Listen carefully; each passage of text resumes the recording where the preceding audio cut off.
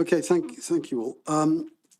Welcome to the Planning Committee meeting on Friday the 19th of July. I have some housekeeping to do first, as normal. May I remind everyone present that the meeting is being live streamed as well as recorded via the internet, and this recording archived for future viewing. If a participant wishes to speak, can they please raise their hand if they're in person, if sat in the chamber, or use the remote raise hand function. When invited to address by myself, please could all participants ensure that their microphone and camera is on to ensure that they can be both seen and heard when actively participating. Please ensure that all debate is raised verbally and not via the chat function for the sake of the recording. So please could I welcome all committee and non-committee elected members, cabinet members, our officers, and also and registered speakers, and also to anyone watching the live meeting broadcast. So, starting with agenda item 1, apologies for absence, please. None received to myself, Chair. I believe I got apologies for absence, Councillor Cowpe. Councillor Cowpe has just joined us. She just joined us. In that case, I apologise. I apologise, Councillor Cowpe. I thought that was just for this morning, was it? In that case, there are no apologies for absence that I'm aware of.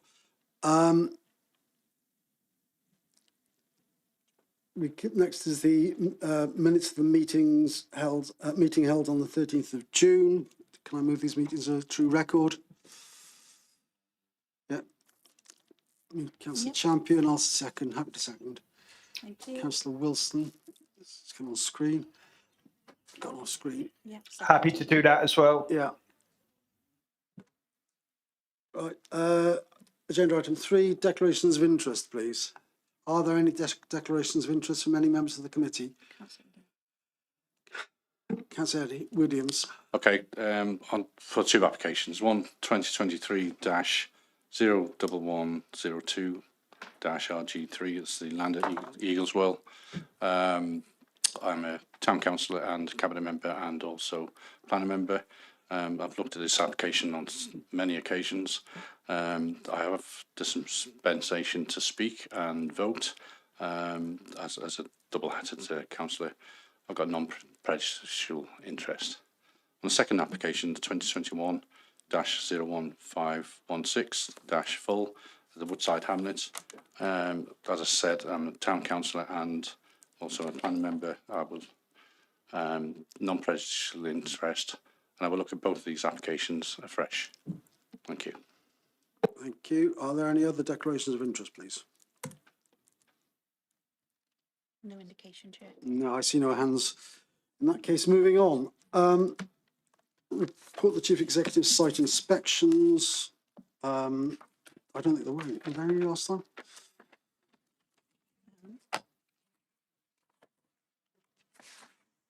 Yes, there was. Yeah, there were. I mean, they're for noting site inspections and the attendance of that are for noting. That was to Hawthorne Cottage, to an Ardin, and land north of Forthborough, Tathan, and St Athan. They're in the papers. Move a note, Chair. Move a note, yeah. Right, agenda item 5, building regulations, applications and other building control matters determined by the Head of Sustainable Development. These are for noting. Can someone move? Thank you, Councillor Williams. I'll second in the absence of anybody jumping in. Agenda item 6, planning applications determined by the Head of Sustainable Development under delegated powers. Again, these are for noting. Thank you, Councillor Williams. And Councillor Wilson has seconded by that. I'll second that. Yeah. So we move on to agenda item 7, which is appeals, and I believe, Liam, you're taking us through this. Yeah, thank you, Chair. Again, a report for noting for members.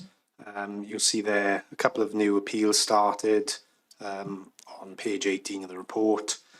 No enforcement appeals received.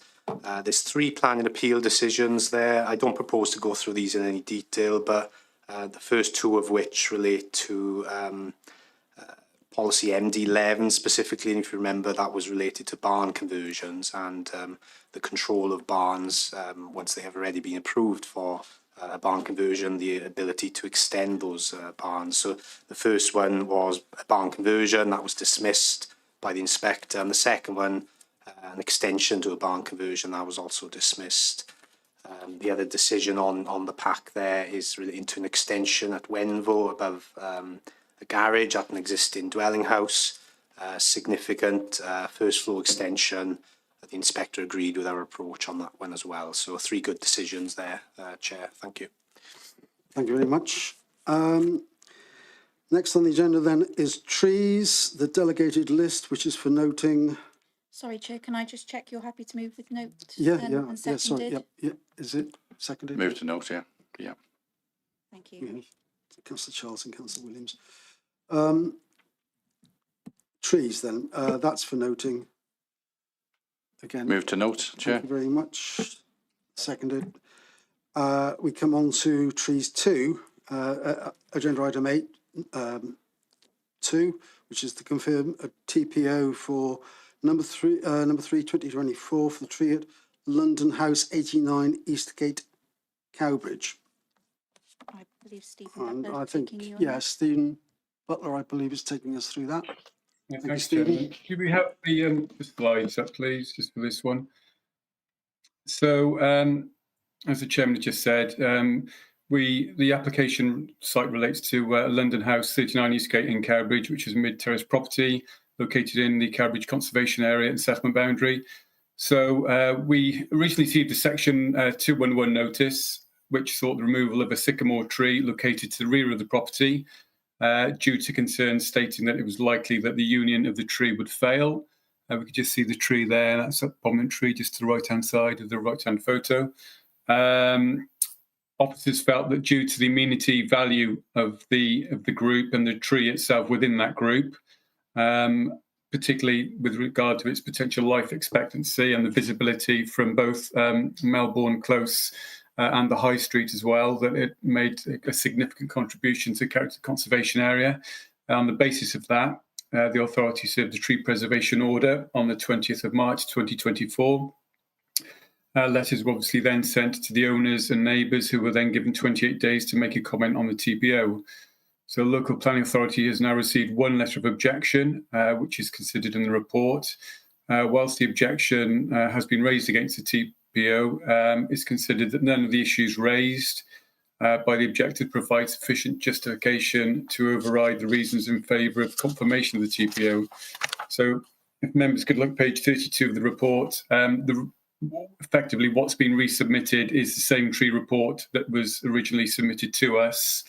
That tree report, at the time, we discussed with our councillors, our boroculturalist, to come to the view in terms of the need to protect the tree.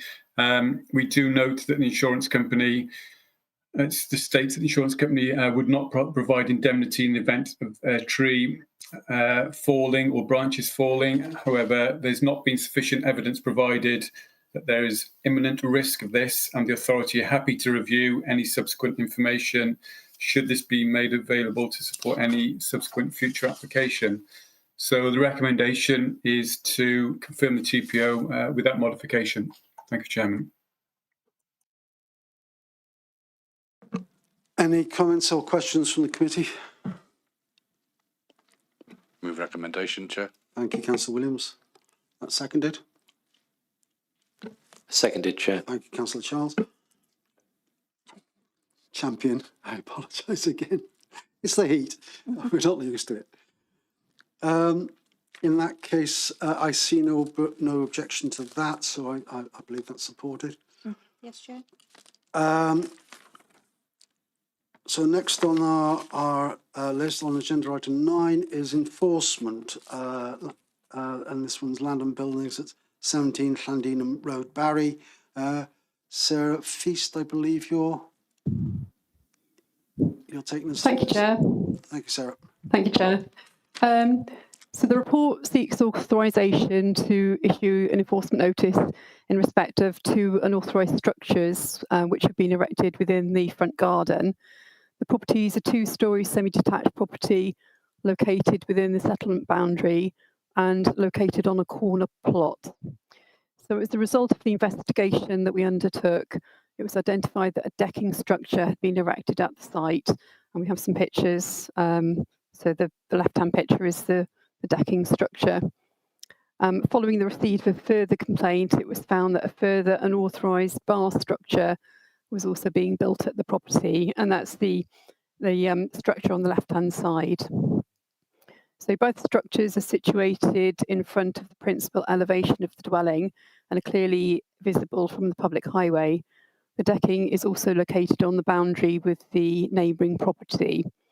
And the decking structure initially had a wooden railing around the perimeter, and although this decking has been removed, the decking continues to be used as a seating area. So as can be seen from the photographs, the main issue in this case is the design of the structures and their visual impact on the street scene and on the neighbouring property. The original decking structure is highly visible from public vantage points. It is not considered to be of a design form or scale that's in keeping with the character of the local area. The decking structure is also considered to have an unacceptable impact on the amenities of the neighbouring property as a result of overlooking from the raised area and its overbearing impact. So the second bar structure is located in front of the principal elevation adjacent to the front boundary, where it is located on raised ground and is highly visible and causes harm to the appearance of the street scene.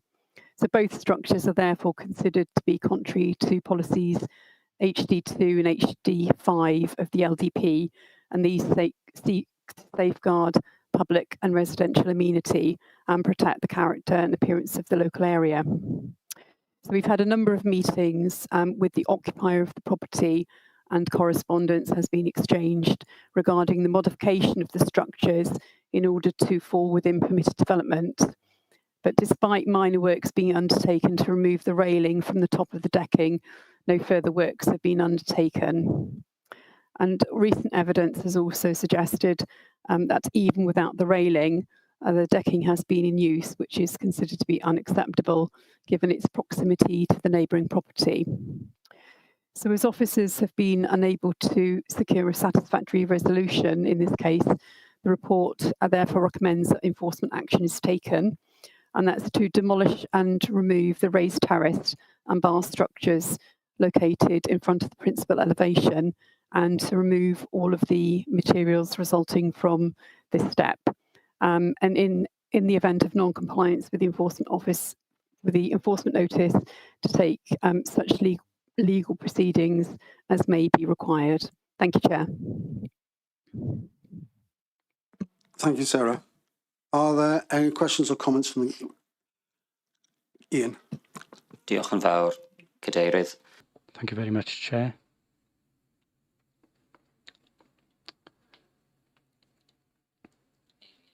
Thank you very much, Chair. Just give people a moment just to put on their headsets and confirm that they can hear the translation.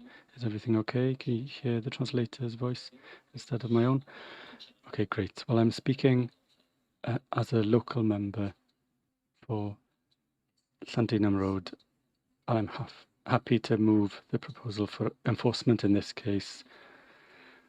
Of course, the resident has the right to appeal against that. That's part of our process here. This has gone on for 2 years now, with officials working to resolve the issues. If you're familiar with Llandinam Road, you'll know that most of those houses or gardens open out onto the street, as the house in question used to do before this development took place on site. As you can see from the photograph later on in the pack that we have, as I said, the residents have the right to appeal against the decision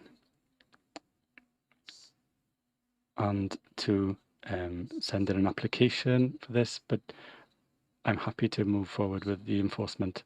I just confirm that everyone's okay with the translation. Charles is having an issue. Ie, So we just unsummed.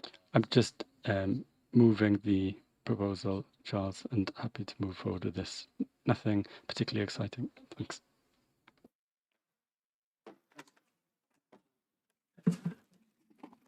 Councillor Champion. I would just ask whether the fence is an issue as well, or has that been there for a long time? Because what's the height from the road to that fence top?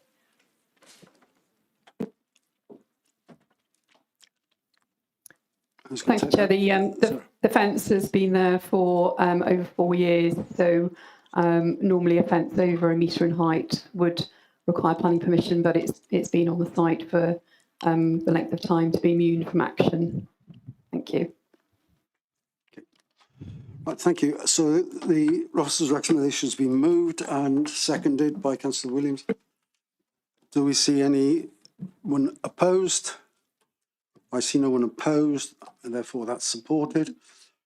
We come on to agenda item 10, which are the planning applications. We've had a number of late reps on these, which you should all have had the opportunity to see during the day. And we have a number of speakers as well. So the first one up is planning application 2023-011-02/RG3, which is land at former Eagleswell School, Eagleswell Road, Llandwick Major. We have a couple of speakers, I think, on this. Where's my list gone? Yeah. One speaker from outside the council and two elected members who are not members of the committee, both that want to speak. So can I ask Rob Blanchard, please, to first of all introduce this item?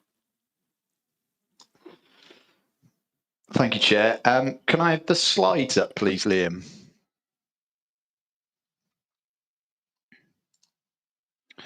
Okay, so the application site relates to that of the former Eagleswell School, Eagleswell Road, Llandwick Major, as you can see on the slide before you.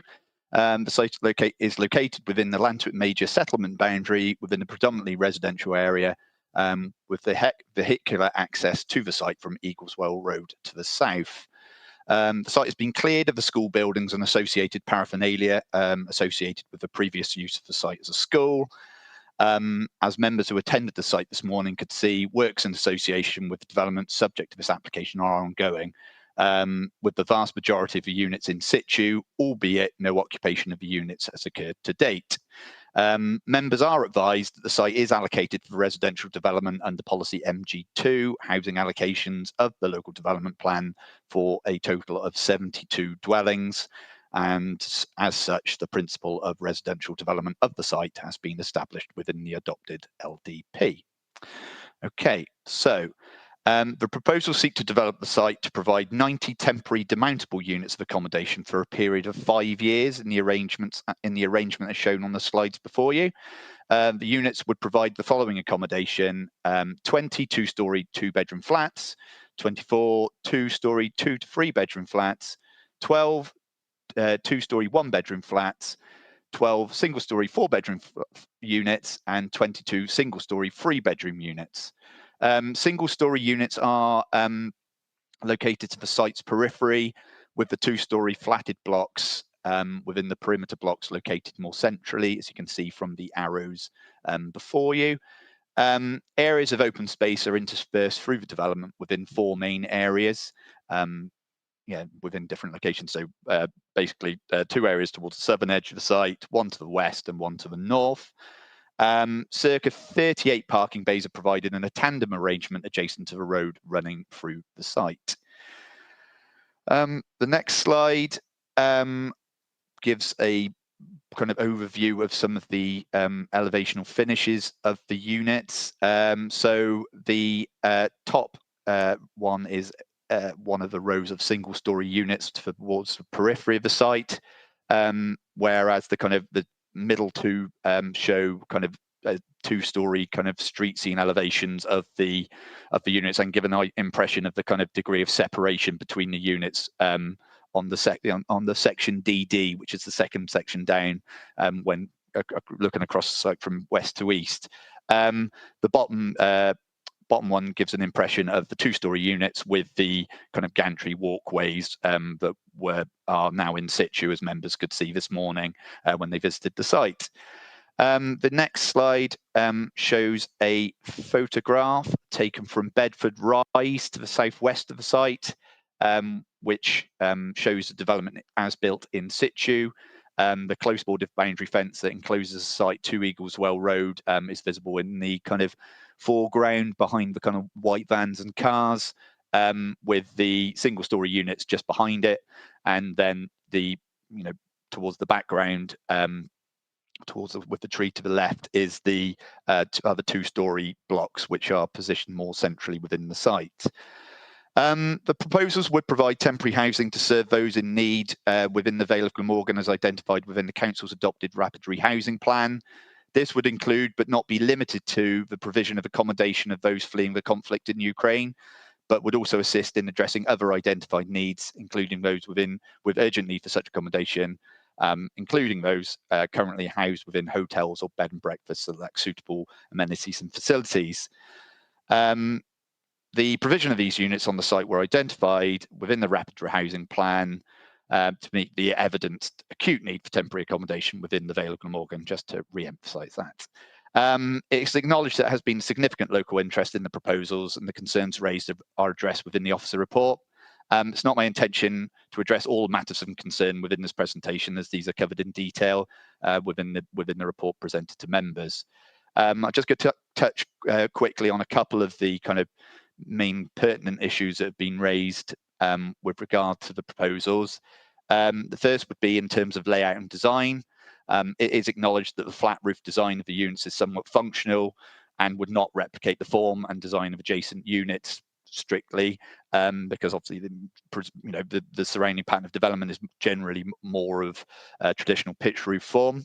Furthermore, it's noted that units are enclosed to Eagleswell Road by a close bordered fence, and therefore do not provide an active frontage to the wider public domain, as kind of generally characterised in the area. As you know, and this, a active frontage to Eagleswell Road would most likely be sought in placemaking terms for more permanent forms of development that would possibly come forward as part of the allocation. Whilst these matters are noted, however, significant weight must be attributed to the identifiable need for temporary accommodation within the Vale of Glamorgan, and that the demountable nature of development sought for 5 years would not prejudice the future long-term development of the site that would address those issues. Furthermore, having regard to the internal layout, the proposals provide a strong active frontage to the internal road provided. Landscaping and communal areas, including open space, that provide a pleasant and safe environment for future occupiers.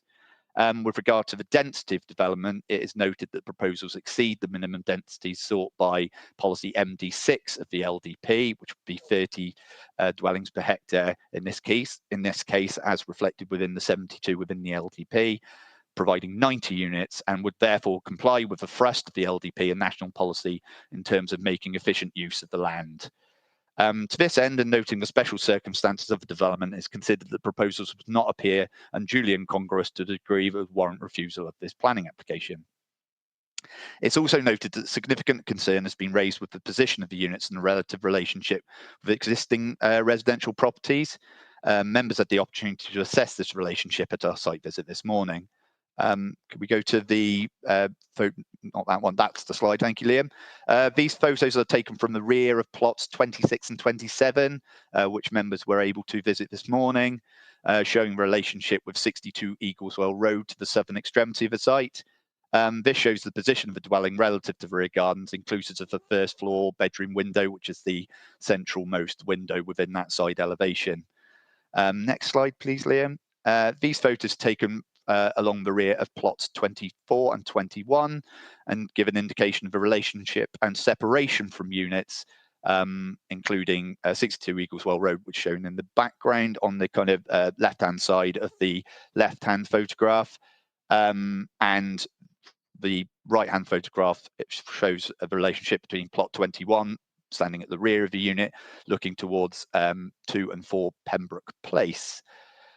Two-storey units have been located more centrally within the site, as I noted previously, and are considered to be set a sufficient distance away from existing neighbouring residential properties.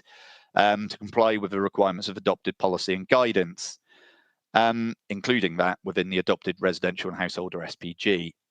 Single-storey units are located to the site's periphery and would be visible, and well, sorry, certainly are visible, sorry, from neighbouring properties. Although noting a degree of difference in levels with some neighbouring units, it is considered that any development on the site, including that could be built under the allocation, would be visible to some degree. Noting the single-storey massing of the units and the maintained separation, is considered that these units are not inherently overbearing. It is, however, acknowledged that in a number of places the units would not be set more than 21 metres from opposing habitable rooms within neighbouring properties. In many instances, single-storey units adjacent to the periphery of the site, you might expect that any interrelationship between windows would be largely mitigated by boundary treatments, but owing to the relative site levels, in some instances this would not be fully mitigated. So full consideration of this matter has been provided within the officer report before members, but I've just touched on a few points briefly, including this plan before you now. Noting that it is agreed that noting this, it has been agreed that windows within rear elevations of units 9 to 27, namely those sites to the periphery sharing a boundary with existing residential properties, shall be obscure glazed.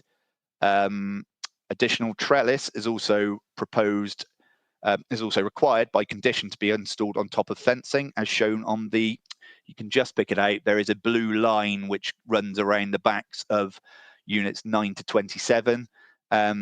And yeah, Liam was just pointing out that the trellis, as shown there, providing a total height, enclosure height of 2.4 metres, with the top 600 millimetres being trellis. Also, it's proposed that additional screens would be provided to patio areas to the units on the southern end of the site. So that's units 20, sorry, I've got the numbers of them. I think it's 27 to 21 to assist in mitigating any associated intervisibility between the units. Noting the suite of measures that have been proposed, it's considered that such an arrangement would suitably mitigate to a degree that would not result in an unacceptable impact upon privacy of neighbouring occupiers, as detailed fully within the officer report. Again, this is particularly in the case noting that these are demountable units that would be proposed for a period of 5 years at this time. These arrangements may give rise to a degree of restricted outlook to future occupiers. This, however, is considered to be balanced by the general scale of the openings, which provide a degree of light, but on balance is considered to have an acceptable impact on living conditions of the prospective occupiers of the units. Furthermore, noting the acute identified need for such accommodation, its temporary nature, the lack of suitable alternatives, and that all properties benefit from good quality outlook from front-facing openings, it is considered on balance that this does not represent a reason to refuse permission in this instance, and the living conditions of occupiers of these units would be acceptable.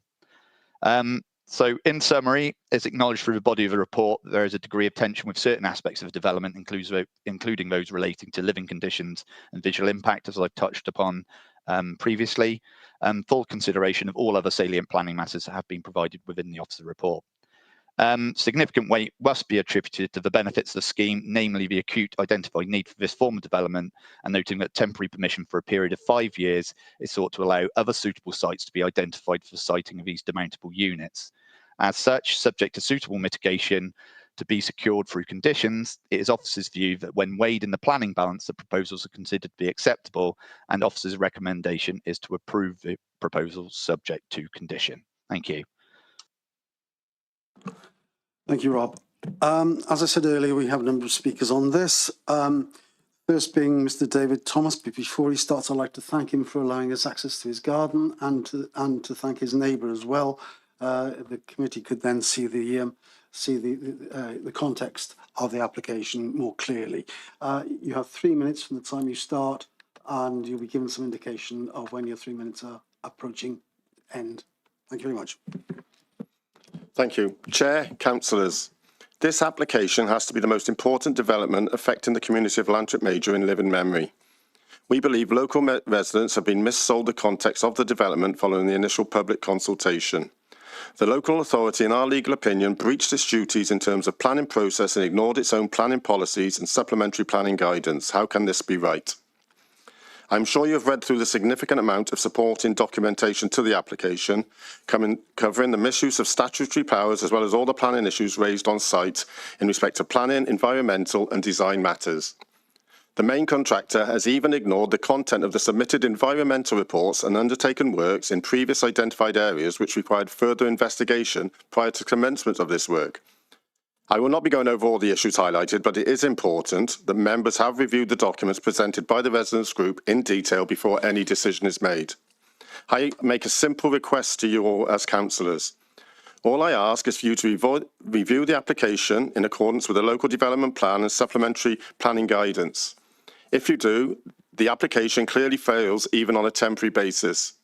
Given the level of expenditure and the way the council has brought forward the site, the local community has no trust in the planning process. Serious questions need to be asked, not least because what was originally consulted on is materially different to what is being built on site. The application has 13 recommendations from the planning officer, but still the fundamental issues raised by the local community have not been addressed. The application basically ignores the council's own policy requirements for development because of the temporary nature. Planning officers usually hold developers to strict adherence with the policies and guidance. Properties near to the site have been refused permission due to the policies. Why is this site any different? Is a temporary planning application even suitable for a planning application for a site of this size? A temporary application referencing an emergency situation was first highlighted some 2 years ago. By the time the planning application has reached its course, this development will have impacted the lives, both physical and mental, of the residents directly around the site and the wider community for some 7 years. That does not feel temporary to those affected. It also raised the question whether a future application will be applied to extend any temporary use. As I mentioned, trust in this process has been lost. Consider this. If the development had not been started, would these plans be sent back to the developer to submit a more suitable design for the site with a full proper public consultation? Whether a public or private development, the same standards should stand true. As I said, my request is simple. Look at the plans, all the advice, all of the objections, and then make a judgment on whether you consider that this is an appropriate development in its current format at the heart of a well-established residential setting. The fact the application is of a temporary nature should not affect your decision. I'm sure that the committee must feel under intense pressure with the level of public funding that has already been spent. Please? Your 3 minutes are up. 2 seconds left, that's all, but never mind. Thank you. Thanks, councillors. Thank you very much. Can I ask whether there's any points of clarification, please, Mr. Thomas, from any members of the committee? Councillor Buckley, you've got your hand up. Thank you, Chair, and thank you, Mr. Thomas. The point of clarification I've got, if the supplementary planning guidance had been followed and the units were all done with outside of the distances stated in the planning guidance, would that have been acceptable to your community? Yes, we've known for 10 years now that there was going to be houses on the site. No one's ever objected as neighbours that we knew houses. Houses would not have been built as close to that. The chances are that windows of houses would not have been facing directly into our properties. You've got to ask, why are they facing? They could have turned those units through 90 degrees and those windows would have been faced the other way. No thought has gone into where they've been positioned in relation to the surrounding properties. Turn them through 90 degrees, there's no windows on the other side. Simple solution, and yet totally ignored the fact that there was any houses around the side of the house. Yep, no objections to any houses. Yeah, thank you, Mr. Thomas. Any other points of clarification? Councillor Champion. You said 7 years. Can you sort of explain the 7 years, please? Yeah, so obviously since this site was first proposed within the council now was probably close to 17 September. I think the emergency powers were first in for September 2022. It seems so long ago now. And obviously with the fact that's near enough 2 years now, we're at July, and when 5 years, when this application comes to the end, this will have been, we'd have known about this as a community for over 7 years. They've been on site now for 15 months. even though they were only meant to be on for 12 months with the application. We've put up for 15 months, and now we know another 5 years from the date of today. So potentially this has impacted on our lives, but will be for 7 years when they're finally moved away, if they're moved away. Thank you very much. Any other points of clarification? No indication, Chair. There are no other points of clarification. Thank you, Mr. Thomas, for your time and your comments. We now come on to elected members who have the right to speak. Councillor Norman, you're a local member and you have indicated you wish to speak. Your time start. You have 5 minutes. Time starts now. Thank you, Chair. Committee, this is a joint statement from myself and Councillor Sally Hanks, who is unable to be with us tonight. These are our personal views only and not a party statement. What started out in November 2022 as emergency units for Ukrainians fleeing the war has turned into an ugly compound costing £24 million, a large number of distraught residents, and a problem which has divided opinions throughout our town. When this project was first proposed, we were rather sceptical and had several concerns about it. But these misgivings were placated by your officers, who assured us the site would be sympathetically developed with minimum disruption for residents. All this has proved incorrect. From the erecting of a site office compound, creating an eyesore directly in front of an assisted living complex for senior citizens, to the overbearing proximity of some of the units to existing residential properties, are just some of the complaints that we as ward councillors have had to face on a daily basis. That is even before we had to go into the personal abuse that we've had to tolerate. The site plans were that we and the residents of Lantwick Major were shown prior to the start of the development, and the site as it stands today are hardly comparative.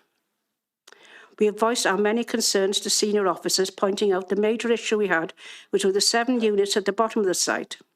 Their positioning adjacent to existing properties was overbearing. The moving of these units will go a long way to placate the situation. The ideal time to do this was when the original supplier of the units ceased trading and the builders were left with vacant spaces at the top of the site where these 7 units could be relocated prior to the arrival of more units. We were told this was not possible, as more units had been ordered from a different supplier and the orders for extra units was to proceed as planned. The removal of just these 7 units will go a long way to ease the situation. We've been fobbed off with promises of higher fencing, opaque windows and other insulting offers. This is not helping to solve the problem they have created. Has the council yet put in an exit strategy? We've been given to understand these units could be removed in as little as a year, with little notice needed. If that's the case, why not remove those 7 properties now? The name chosen for this development was Heel Croeso, which I believe to mean Welcome Street. Dr. Eden Johnson will correct me if I'm wrong. Under the present circumstances, we feel the site is anything but welcoming to its new occupants, whoever they are, with a feeling of resentment held by some local residents being what it is. We feel the views and concerns of some of the residents of Lantwick Major have been steamrolled over. Whilst we do not object to this development in principle, we feel a number of recommendations need to be put in place before it can be passed by committee. The site and its units may be regarded as only temporary, but the outcome of this planning application will be anything but temporary and will affect the confidence the residents of Lantwick Major have in their elected members. Thank you. Thank you, Councillor Norman. Again, do we have any points of clarification for Councillor Norman? Councillor Parry, you have your hand up. This is a point of clarification. Hi, good afternoon. Yeah, you mentioned no exit strategy. So if there's no exit strategy, it's in your view that it's not a temporary development then? Thank you, Councillor Perry. I was asking the council if they have one in place, that's all. I haven't been informed officially what the exit strategy is yet. Thank you. Any other points of clarification? Councillor Buckley. Thank you, Chair, and thank you, Councillor Norman. My question on clarification would be if you said about the removal of the 7 units backing onto Pembroke Close. Is that just yours and Sally's view, or is that the view of all the residents that I think it's nearly 280 that have expressed concerns over the development? Thank you, Councillor Buckley. As far as I'm concerned, these 7 units are the ones that are infringing on the distance from the property borders and within the allowance for the building. And they're the ones that are being considered most overbearing by the residents of the estate. Thank you for clearing that up. Thank you for that. Are there any other points of clarification for Councillor Norman? No indication, Chair. I see no other hands up. In that case, thank you for your time, Jane. And I come on to the next person registered to speak, and that's Councillor George Carroll. You too have 5 minutes, starting when you start. Thank you, Chair. This development is completely unsuitable for the site in question, and the application itself has been incredibly poorly handled. It should be rejected for several reasons, not least that it's unneighbourly, the adverse impacts it will have on residential amenity, and that it is not in any way in keeping with the character of the area. From Mr. Lankshire's presentation, it appears as though he does not contest these points and instead uses other matters as mitigation by which to state that on balance, it's the council's view that this application should be approved. That would be a grave error and a mistake. The use of emergency powers in bringing forward this development is highly inappropriate and also unnecessary. In my view, it can be said with no doubt that permission should have been sought before construction took place. The way the council has handled this application will undermine public confidence in the entirety of the planning process in the Vale of Glamorgan. Let us not forget that the applicant here is the council and therefore also the planning authority. The applicant will therefore be determining the application. Serious regard should be had for this in the way the application is brought forward and handled to ensure that the public can have confidence in it. From the level of objections received and the contents of those objections, it's quite clear that the council falls far short of having public confidence. The precedent that this would set would be catastrophic in my view, and that should not be allowed to happen. I draw the committee's attention to the pre-claim letter that is included within the report. It is quite clear that if permission is granted this afternoon, the authority's decision will end up in the courts. I would ask the committee to pay particular regard to paragraph 13, that it would be unlawful to grant planning permission, and also to paragraph 14, that the applicants would be applying for costs. And so there is a strong possibility, if not in all likelihood, it would be the case that this authority will face a significant bill if planning permission is granted, and that would obviously be placed on council taxpayers. As I've stated, there are several planning reasons for rejecting this application. Approving it would be contrary to planning law, and if planning law is to be followed, then it must be rejected, and I urge the committee to do so. Thank you. Thank you, Councillor Carroll. Again, can I ask members of the committee if they have any points of clarification with Councillor Carroll? Councillor Buckley.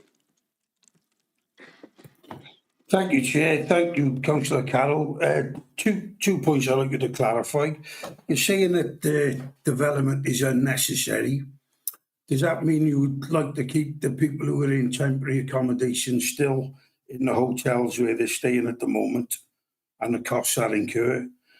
And where you're saying the development is completely unsuitable, does that mean that you're going further than what the residents have said, that just removing the 7 units at the south side of the site and you want the whole site closed? Forgive me if I misspoke, Councillor Buckley. I thought I'd said the application was unneighbourly rather than unnecessary. I mean, regardless of the necessity of the development in question, I would still maintain that planning laws exist for a reason, and they can't simply be ignored because of the deemed necessity or otherwise of an application. And what was your second point, please? Could you repeat that? Where you said the site is completely unsuitable, does that mean you're not advocating what the residents want, just the 7 units removed at the bottom, but you want the whole site removed? Yeah, I think that the entire site is unsuitable. That's my view. I don't think it's suitable for a development of this nature, and it should be removed. Thanks for clearing that up. So, Councillor Perry, you have your hand up now. Yes. George, you mentioned a few things there. Could you just clarify the grounds for judicial review should this planning application be granted this afternoon? I believe that is included within the pre-claim letter. I would refer members to that, but I would simply state that several processes haven't been followed, and by virtue of the fact that those processes haven't been followed correctly, obviously it would be subject to legal challenge.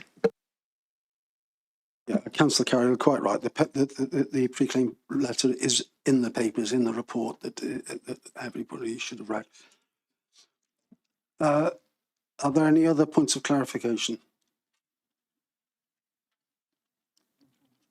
I see no indications. In that case, thank you. Can I ask Rob to respond to the various speakers, please?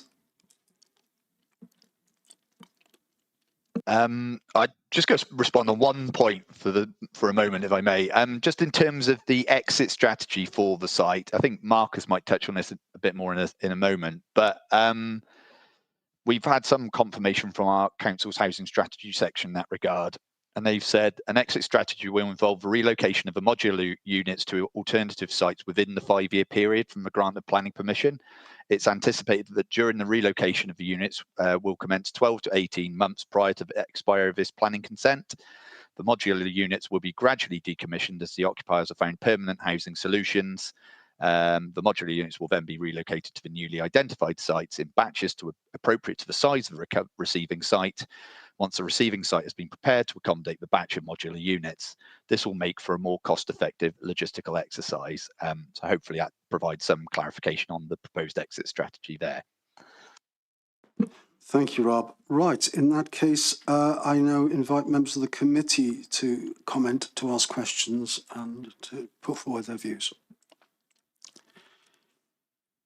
Councillor Champion, you have your hand up.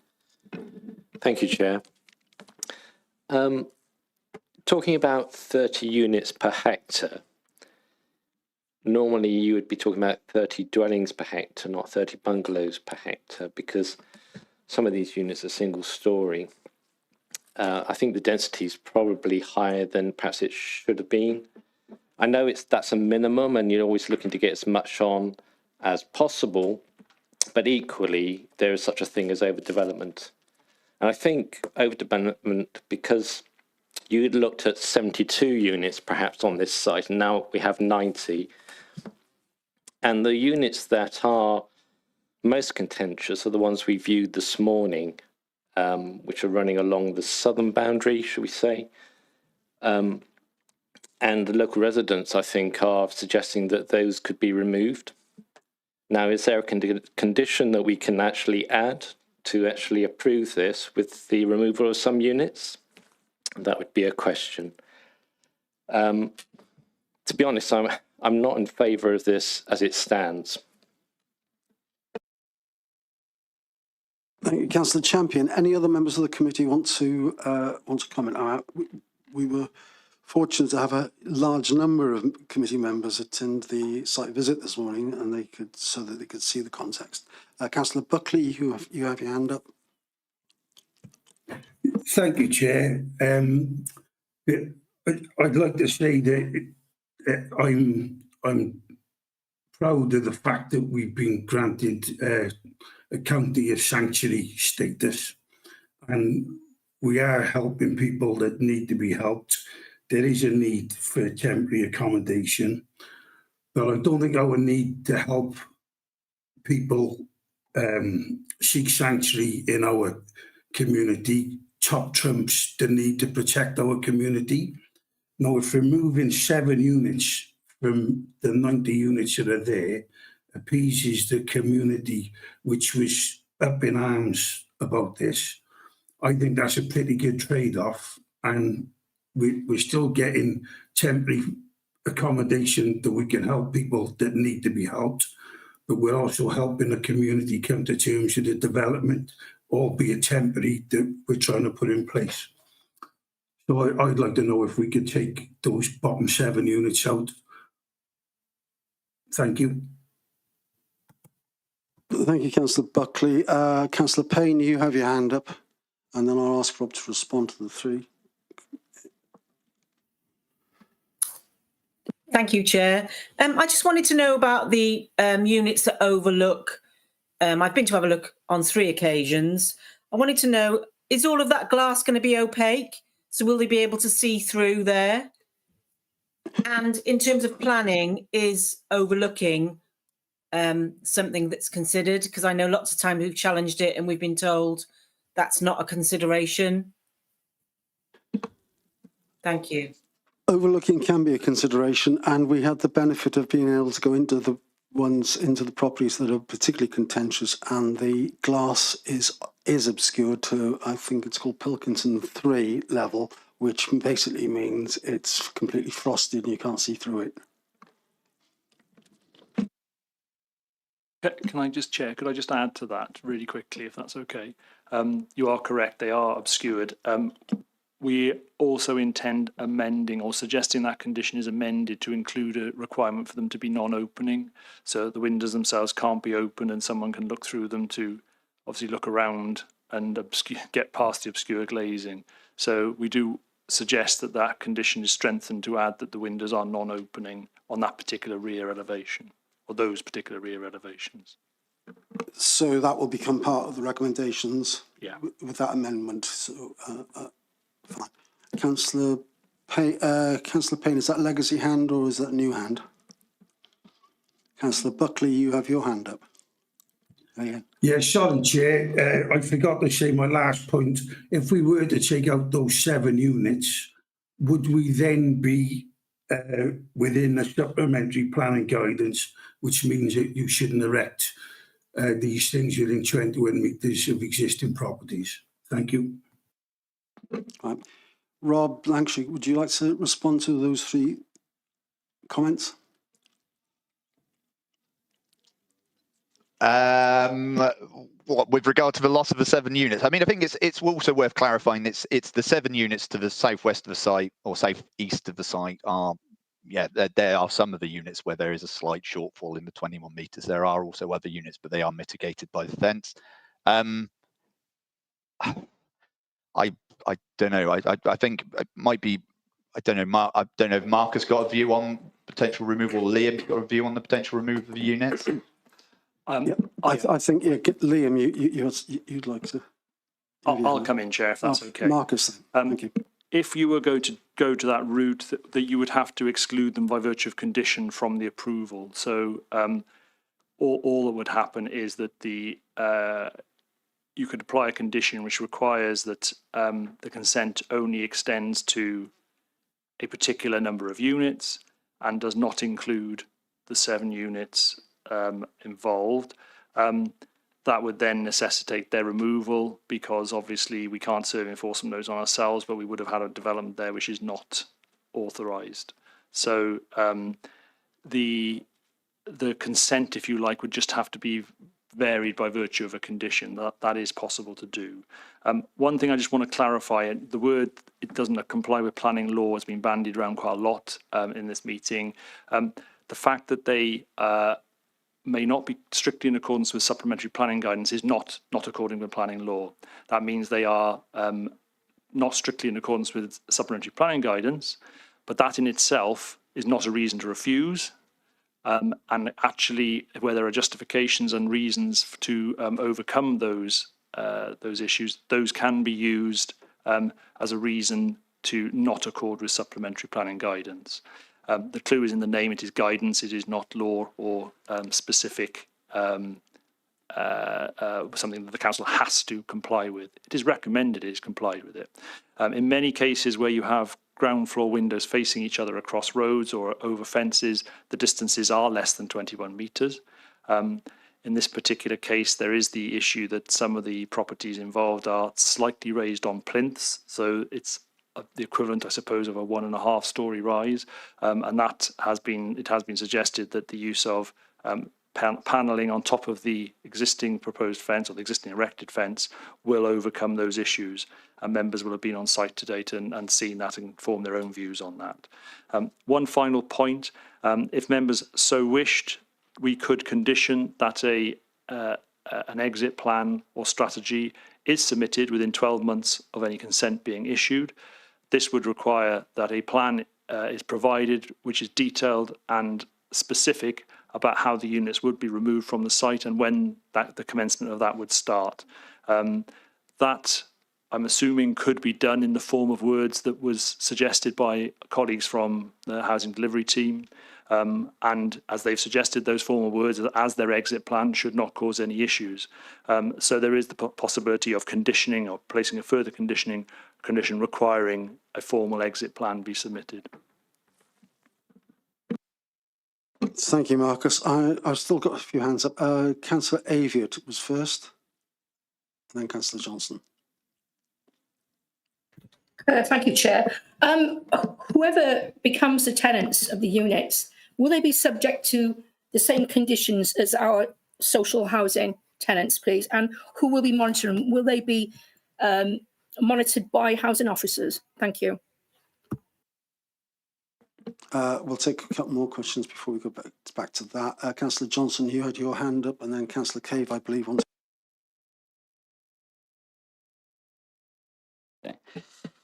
Okay, diolch yn fawr. Okay, thank you very much, everyone. I'm just going to make a couple of points, so just give you some time to put your headphones on and check that the translation is coming through okay. Okay, everything's fine. Okay, well, there's a couple of things that do concern me about this development.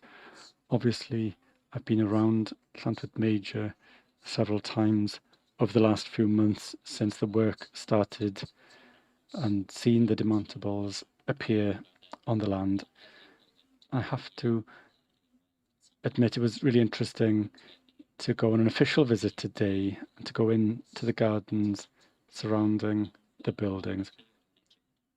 In my view, it looks worse from Bedford Rise than it does from the junction of Pembroke Place and Monmouth Way, than it does from inside the gardens.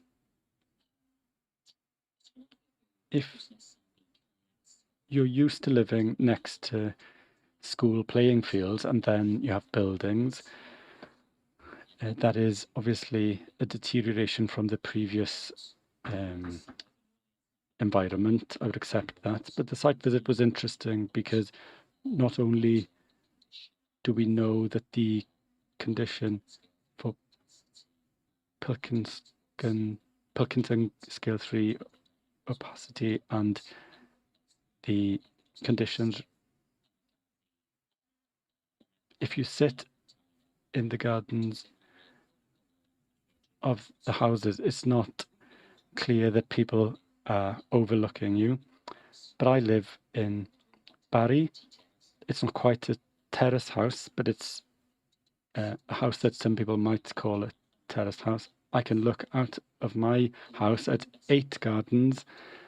That's what it is to live in an urban area. It doesn't stop you from doing things in your own gardens. I would say that's not the same as what we saw this morning. The issue I have is, and I would say to Councillor Buckley before he tries to move anything, I would reject any motion to remove those 7 dwellings. They are 7 dwellings for people to live in over the next 5 years, and I don't think it's fair to remove them. The issue I have more than anything is the wider process. I think to call something an emergency and then spend so much time developing such a site, I think the council needs to learn lessons, as does the Welsh Government and the UK Government as well, on how to do things better in future. I suppose the reason this was used was it was already a part of the LDP. There was already a general agreement for 70 houses on that site, and I expect in future that that will happen. We heard from Rob Lancashire earlier. If you were to develop something from scratch, you would face Eagleswell Road rather than something that's like a compound. I'm not happy, to be honest, with something like a compound. It doesn't look great. But I do accept the reasons, including the safety reasons. It's not great, it's not perfect, but it is emergency housing for refugees from Ukraine and for people who are homeless within our own communities who need somewhere to live and are currently living in hotels. As we know, it's very difficult to find housing. Rent and so on has gone up. This has been allocated already as a suitable place for people to live for a housing development. So if they're going to be here for 5 years only, and if we can have the condition, as the Director of Place suggested earlier, of an exit strategy, I'd be happy to support this. Thank you. Thank you, Councillor Johnson. Got me hearing myself coming back. Are there any other members of the committee who want to speak? Oh, sorry, Councillor Cave, you did. You had your hand up. I'm sorry. That's okay, Chair. So thank you, Chair. I have to say I don't really agree with Councillor Johnson. I don't think it's like looking over somebody's garden or even a row of gardens. In fact, when I had the site visit today, having previously been on the outside of these units, it was really interesting to see it from other people's gardens and to see inside the compound. And I have to tell you that, Chair, following today's meeting, I was totally shocked. I have to tell you, I was shocked that the Vale of Glamorgan Council have caused so much pain and misery to those people whose houses are totally overlooked. I think what we've done here as a council possibly is we've robbed Peter to pay Paul. And I've spoken about that before on committee, and it doesn't seem fair to take something away from someone just to give to somebody else. That can never be right. I don't think it's right that we've totally ignored the massive negative impact on the existing properties.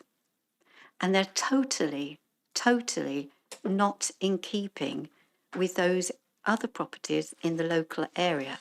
And they are 2 major planning concerns. I asked officers today to tell me why the Vale of Glamorgan Council, in using their emergency powers, had decided to build right up to people's homes. And I was told it was the fault of Welsh Government. I was told that Welsh Government had insisted that that we, the Vale of Glamorgan Council, maximise the site, and therefore the only option was to build right up to people's gardens and right up to their boundaries. I have to say that I don't believe that any thought whatsoever has been given to the people who already live there. I think they've been totally disregarded, and if there was a consultation, I'm sure they would have made you aware at the very beginning that this is not what they wanted in their area. They would have been very happy, as the gentleman has said before, with homes, proper homes. But when you look at these units, they look like containers, they look like shipping containers. And I stood in one person's garden today and I counted not 16 gardens, but I counted 16 windows that could be visible from one person's back garden. It was literally a wall of shipping containers with windows cut out. I have to say, this shouldn't really be the best that the Vale of Glamorgan Council should come up with. I think it's far below any standard that we would want. I have to say that as my colleague has said already, that I think this application is totally unneighbourly, and I cannot, under any circumstances, give my approval to it. I think even should it be amended for those units to be removed, I think it is totally not in keeping with those homes that are already there. I think the Vale of Glamorgan Council has spent a huge amount of money, on temporary buildings, which I've been told have a 60-year life. And somebody said today, if they are moved, well, we are being asked here today to give a 5-year application for 5 years on this site. When I spoke to officers today and the buildings officers that were there, their words was not when, it was if.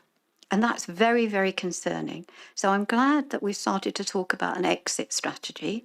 I think our exit strategy should be from today. And I cannot believe that my fellow colleagues sitting here cannot see what I can see. It's totally, totally unneighbourly. And I certainly will not be giving my vote to this application retrospectively. Thank you for your view, Councillor Cave. Councillor Champion, you want to contribute? And I have 2 more hands up. Thank you, Chair.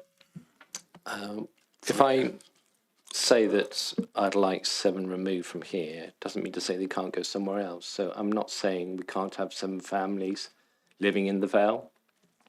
That's in response to Councillor Johnson thinking that I'm saying there should be less people that we actually cater for. Thank you.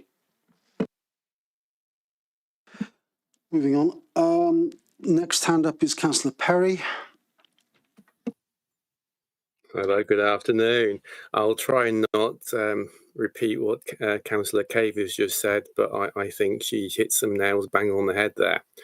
During my time on the planning committee, and let's just talk briefly about the site visit today. It was unfortunate that the site visit was so badly organised that we all couldn't go on the same site visit, and some of us had to wait around for 40 minutes. And me being a particularly time poor person, I lost 40 minutes of today. So if I do seem a little bit unprepared, I might have had 40 more minutes rather than waiting around for a second site visit to take place a little bit later, where there are only 2 of us. So I didn't get the same experience as the other members. A few years ago, it seems years, it was probably a couple of years ago, I asked for a Vale Council development about an equality impact assessment. And I was told there was a robust equality impact assessment. So it all got approved, and following the meeting, I asked to see this equality impact assessment. I had no reply, so I asked again. Eventually, I got told that the 2 officers who worked on the equality impact assessment had left the employment of the Vale of Glamorgan Council, and they couldn't find the equality impact assessment. Therefore, there is no equality impact assessment. I had a quick look through the documents on the planning portal. I can't find anything to do with equality impact assessment. And yet today I got told that those units are accessible for people with disabilities. I looked around, and the island in the middle, there's not a single drop curb. Not one. I did get told there's one around the other side, but I went around most of it. I didn't see a single one. There are huge design faults because there's been no thought for the people who might live there. I do know inside the buildings, the plugs, simple things, make people's lives comfortable. Put in plug sockets with USB sockets. Everyone's got mobile phones. Why can't we charge a mobile phone direct into a socket like you would in a private house? Just because these are people who are refugees, why are we not thinking things through? Basic stuff. The fence along streets at the front is just not acceptable. we're enforcing on people who have got walls, never mind fences like that. Of course, the developer hasn't been cutting the hedge, the highway was obstructed as well, which is just not acceptable. The oblate windows, they open. I opened one, you can see straight through. So you might as well not have the sticker over it, you know, the vinyl on it. There's no point. You just open the window in summer. It's disappointing that we aren't looking at impermeability, trying to integrate these people into a society. You might as well put a big wall around instead of the fence, 20 foot high, because it's like a little prison in there, isn't it? If you're doing urban design, you want permeability, which will benefit the people around it. So you can walk in, walk out from different areas. You don't make some sort of enclosed thing unless you try and lock people away.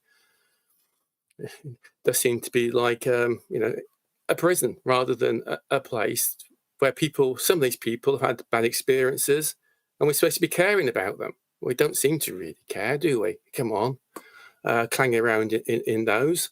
They've got bicycle parking in some of them, not the one-story ones, but if you've got a ground floor flat, you get a single Sheffield stand to park your bicycle. No shed for your mower, and there's no thought about, well, perhaps we should have a communal mower that people can borrow because you're looking after your own garden, but we're not going to provide you with a mower.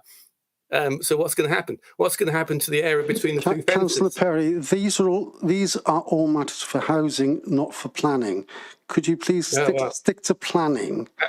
Can I just ask and on your point about the opening windows, you're talking over me. Could you stop? And on the point of the opening windows, that has already been addressed within this meeting, where it's to be conditioned for those particular windows to be non-opening. So that's already been brought up. So, so is there anything of planning moment that you want to say? Yeah, well, it's a £24 million development, which I've not had any chance to speak on before, unfortunately, like most elected members of the Vale of Glamorgan Council. And where the Cabinet have been during this, I do not know. I don't know what the lifespan of the units is. I know some units can last 20 years, and they're supposed to be there for 5 years. There's no exit strategy, and we will be potentially doing a retrospective exit strategy. But we've got no land to move them to. And then if we do get a new site, it takes 2 years to redevelop that new site. And we can't even find a household recycling centre for land down. You have 5 seconds to sum up before your time is up. I think you're using most of my time, Chair. Yeah, so we need to be starting to look for a new site now. In fact, we should have started looking for a new site a couple of months ago, I think, to get one ready in time for 5 years. Councillor Perry, you've now overrun your time. We'll move on. We'll move on. Interrupted me. You're going to move on, but I did. Yeah, but like I say, Councillor Perry, you've used up your time. Could you go off screen, please? I think you're using much of my time. Thank you very much. Councillor Wilson. Councillor Wilson. Okay.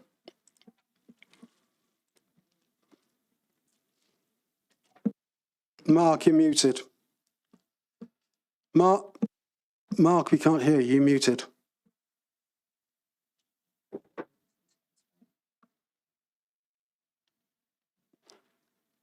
No, can't hear you. Can you check your audio settings, please, Mark?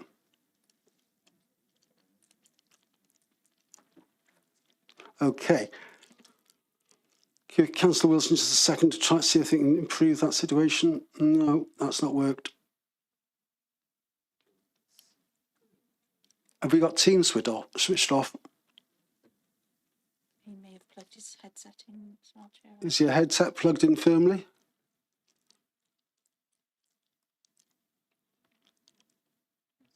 We can hear us, but we can't hear him. Yeah. We're just wondering if Councillor Wilson's headset has been plugged in once he's joined. Could he leave the meeting and rejoin? If you leave the meeting and rejoin, or perhaps just unplug your headset and use your computer mic. Because he's plugged them in, Chair, he'll need to leave the meeting. I think because you've plugged them in after you join the meeting, you need to leave the meeting and rejoin. We'll give you a few seconds to do that. Is there any other comments in the meantime, Chair? Well, no, because he needs to be able to hear them. Yeah. We'll just pause for him to rejoin, if possible.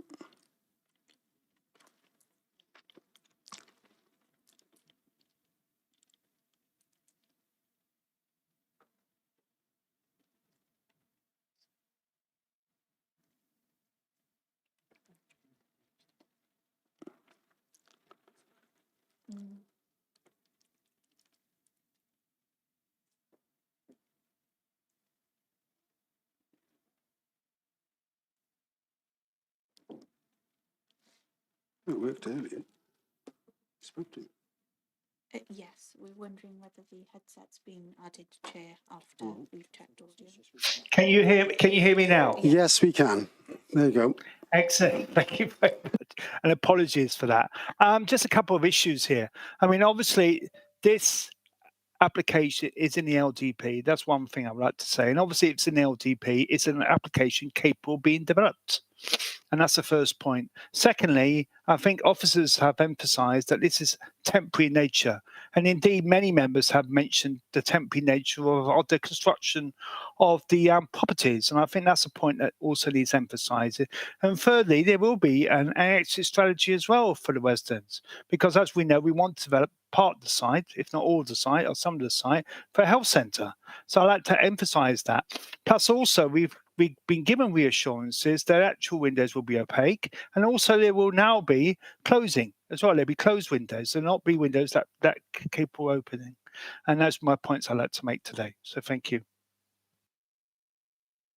Thank you, Councillor Wilson. Councillor Buckley, if this is brief, because I think you've already spoken. It'd be very brief, Chair, if I can, because it covers the points made by Charles Champion, Christine Cavery and Johnson. I know Charles said that the 7 units, if they were taken away, they could go somewhere else. It's not the Binham.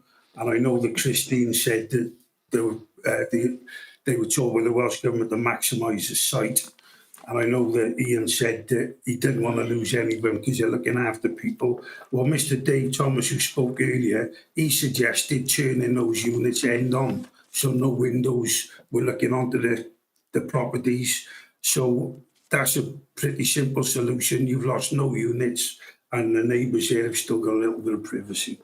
Thank you. Councillor Perry, again, hopefully this is brief, otherwise... It's very, very brief, yeah. So the Vale Council have put in temporary classrooms in the past and they've been there 40 years later when they've actually fallen apart.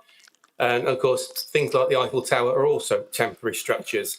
So saying this is 5 years could just be like those porta cabins we had in school from the 1960s that lasted until just a few years ago. So thank you, Councillor Perry. I think you made your point on that. Are there any other... Sorry, Nick.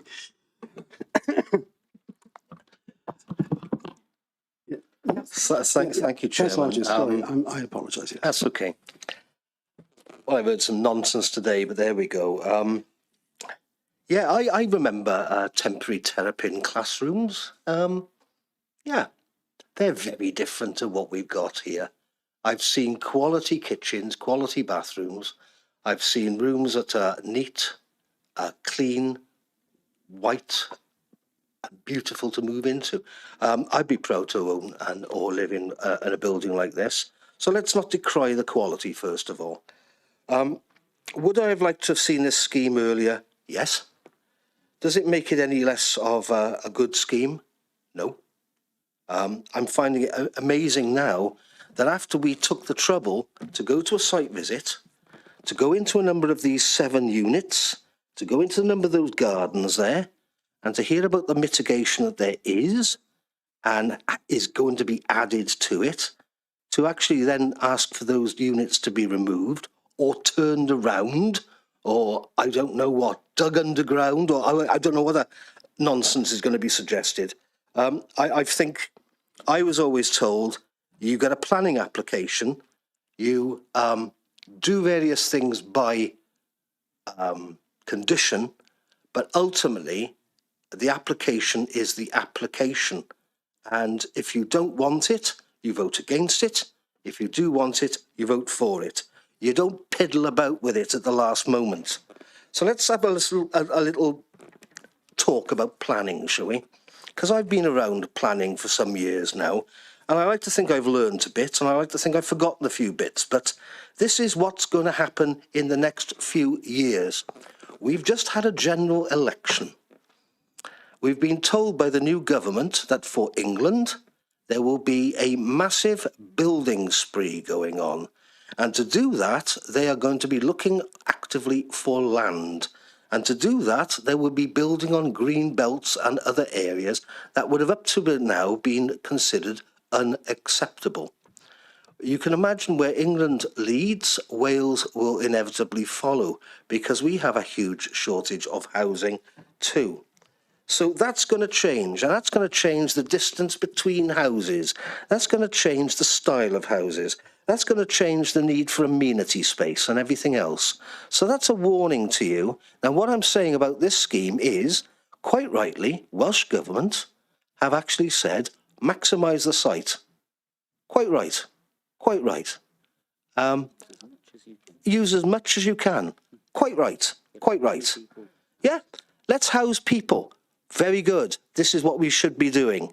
In fact, as has been said by Plaid Cymru in the last few meetings of this council, at every opportunity, we should be building council houses more and more in our county. Now, this is an opportunity that's been given to us to fulfil a number of needs. That's the needs of refugees, who I hope will only have a temporary need, who I hope win the war against Putin, and I hope will go home eventually, just like Belgian refugees did in the First World War, when Britain took 250,000 of them. So what I would suggest is this: it's not just refugees, it's other people, homeless, and that need homes. Now, I don't recognise prison and terms like that have been bandied. The quality is good.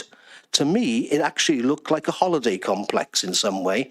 A bit better than the old Butlins, and not as good perhaps as some of the newer bits of Butlins, that's where it still exists. But this is good, this is quality, it's been thought through, and it's been maximised. So I say, I'm going to move this, and I'm going to move it in its entirety. That's all the units. And I will fully accept the conditions about the window changes, and I will fully accept the fact that an exit strategy has to be looked at. To do anything else, I think is wasteful, I think is boorish, and I think it's also, well, I just don't know what people are really trying to move here. I moved it. Thank you. Thank you. Councillor Wilson, you have your hand up now. And I'd like to formally second that as Thank well. you, Councillor Wilson. Councillor Champion, this is brief because it's been moved and seconded. Just think if a councillor makes a suggestion, they shouldn't be said that it's sort of a foolish suggestion. I think that's, if I want to say something, I wouldn't expect you to say that it's a foolish idea. I did, I said boorish. Can we not argue this? Can we not argue this across the committee? You made your point. You made your point. Can we move on? I've also raised the possibility of having an extra condition to this application. I think other people have mentioned that as well. I'd like to move that. Which condition is that? I mean, so from what I heard you saying, you want to get rid of the entire thing. That's not a condition. No. Sorry, it's Councillor Cave. No, my condition was to remove the 7 units to the southwest to be replaced somewhere else. Right. That was my condition, so that we could approve this if we have to. That would be, yeah. That would need to be seconded. Councillor Carroll, you have no right to speak now. Point of order, Chair. I think that no, you have no right to speak, nor a right to point of order. You're not a member of the committee, Councillor Carroll. Councillor Ernest. Thank you, Chairman. First time I've spoken this evening. I'd like to second Councillor Champion's additional condition. Thank you. In that case, we need to vote on the amendment and then vote on the full motion. So, Can I get clarification on that, Chair? Can I challenge the Chair? I think because it's moved and seconded, the main motion first should be voted first. But I want clarification. James is here. Perhaps he can give that clarification. James, do you want to come in, please? Hi, thanks, Chair. I was just coming in to clear up. So what we have on the table is the original motion from Councillor Hodges, which was seconded. I then take Councillor Champion's motion to be an amendment to the motion. So fundamentally what he's doing is requesting a further condition to be added to the motion. So what we would do now is debate that element first with a vote on whether to amend the original motion. And then depending on which way that goes, you then vote on the original motion either as amended or not. Thank you, James. Yeah, I think that's what I understood to be the position. Right, Councillor Cope, you have your hand up now.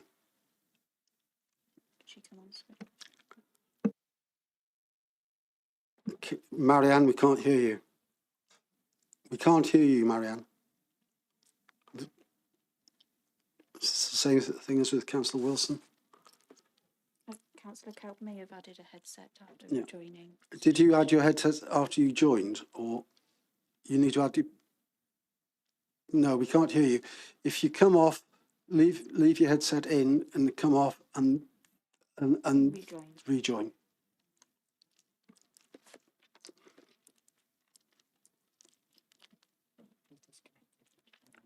Thank you.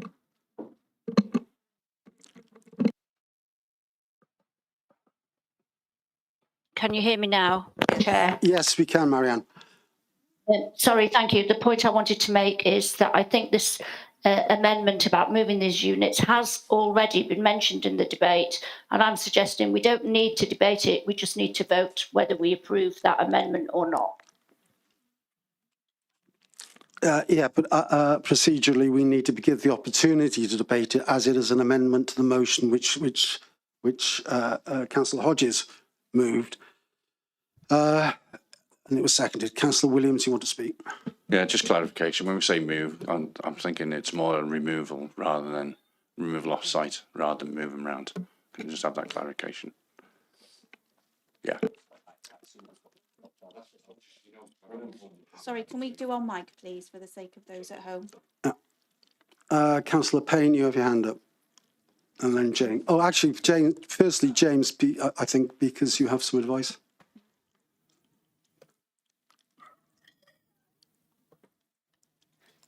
Sorry, Chair. Yeah, I was just going to suggest that in terms of that we maybe ask either Marcus or Rob just to clarify the wording of the additional conditions that were added that Councillor Hodges has proposed, and then if we just confirm the position that Councillor Champion is looking to put in place, and maybe confirm some sort of proposed wording in relation to that as well, might be helpful.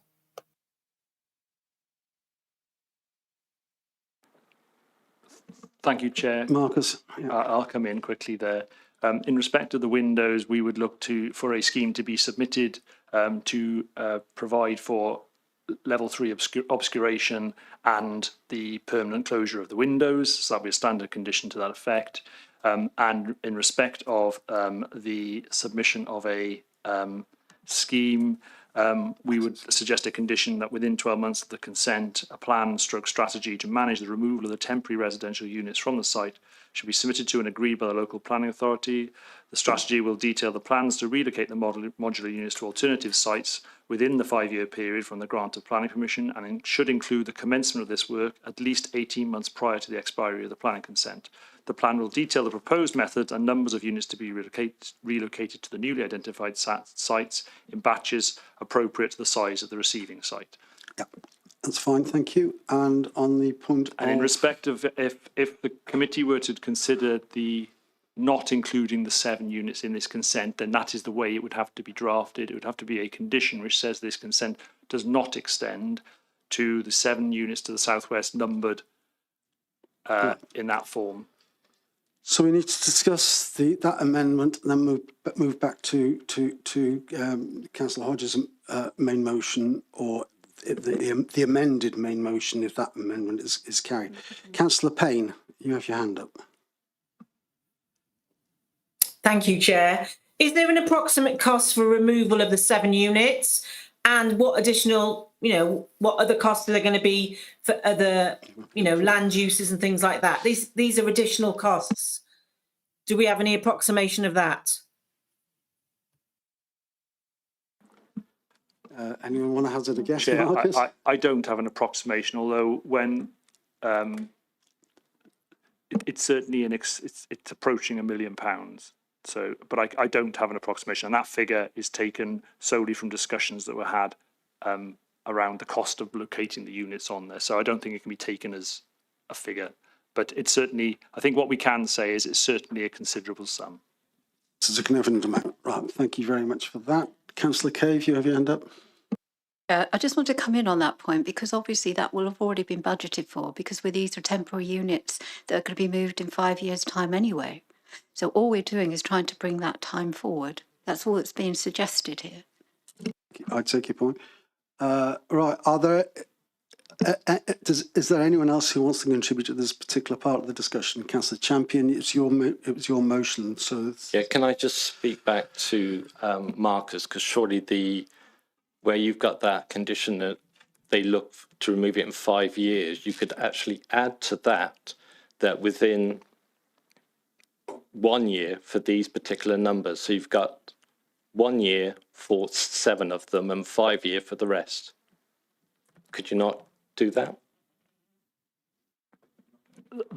That's not actually what was asked. So we could do a condition like that. Obviously, what was asked was to remove them in immediately. So to remove them, we have to just not grant consent for them, and they're no longer part of the consent.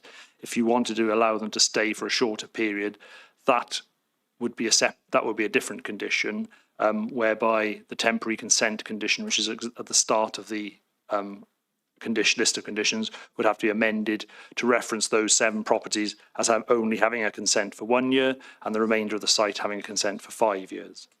yeah, thank you, Mark. So I think we need to move progress on this because we're starting to go around in circles a bit. Thank you. As the original mover of the first motion, I'm happy with the way that those changes to the conditions have been set out. Happy with that. I think that's commensurate with what I've been trying to say in the first motion.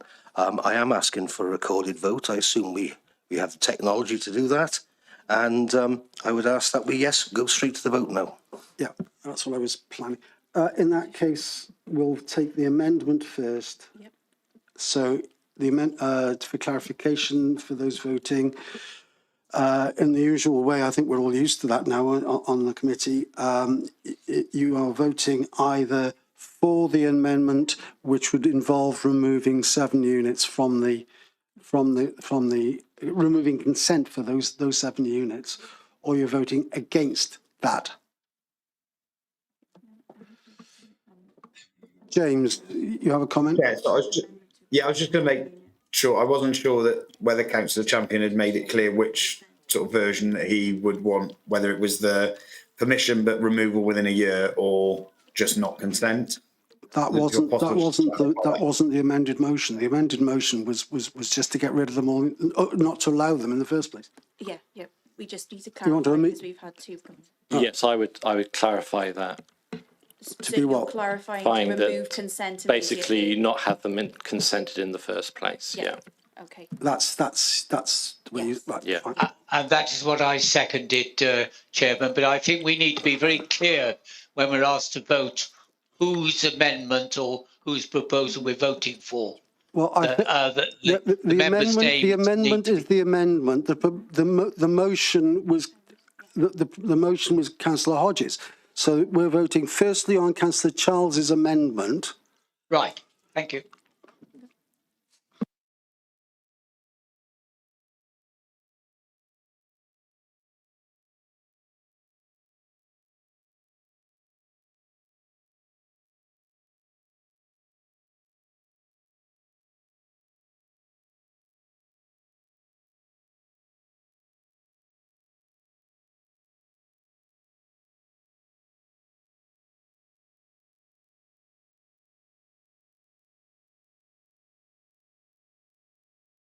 Yeah. all votes are now in. That's clearly I wasn't audible. That's clearly failed. 12-5.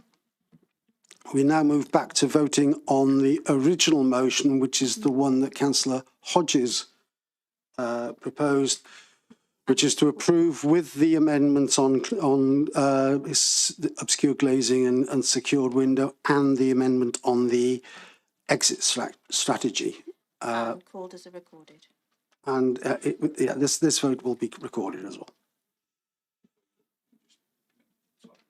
Sorry, Chair, just to confirm, there was a condition on the 7 as well, that they'd be the first to move. No, that was never introduced. That was talked about, but it was never moved. So there was only one motion to the amendment from Councillor Champion, which was to remove immediate consent for the 7 units. Didn't want that.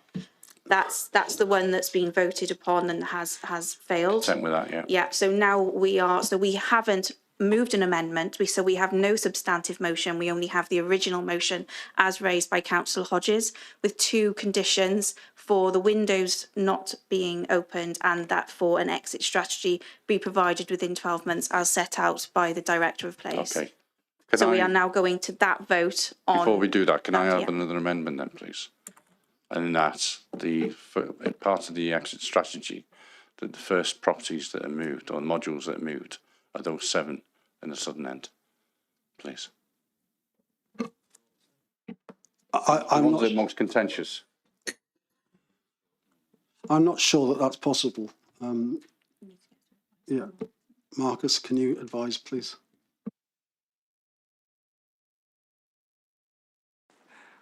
Anything is possible in terms of the condition. I can't say that couldn't be drafted in. There is a possibility you could add that the first properties to be removed are those properties, albeit we will have to add in unless otherwise agreed in writing, because we have to allow by law flexibility to the condition, but you can do it.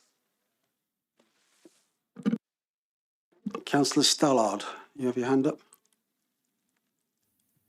Yeah, I'd like to second Councillor Williams's amendment. That seems sensible to me. Thank you. Councillor Wilson. I would also like to support that amendment made by Councillor Eddie Williams, if that is legal at this stage. But if the Director of Place seems to think it is, then I'm happy with that. Can I just quickly add, Chair, that would be a requirement that the first units to be removed from the site are those 7 units. That there's no actual timescale at this stage. It would be just that the first units to be removed are those. Yeah. Right. In that case, we have another amendment which we need to accept or not, unless Councillor Hodges is willing to accept that into his.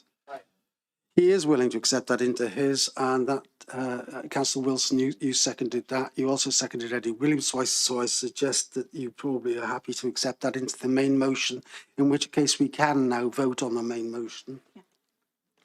Yeah, if I may, Mayor, sorry, if I may, Chair, because you have had a formal amendment that has been seconded, if that Councillor Hodges is going to take that into his, I need that withdrawn from Councillor Williams and stuff. Thank you, Amy. I appreciate that. That's technical, and I do agree that needs to be recorded. So I rescind my amendment.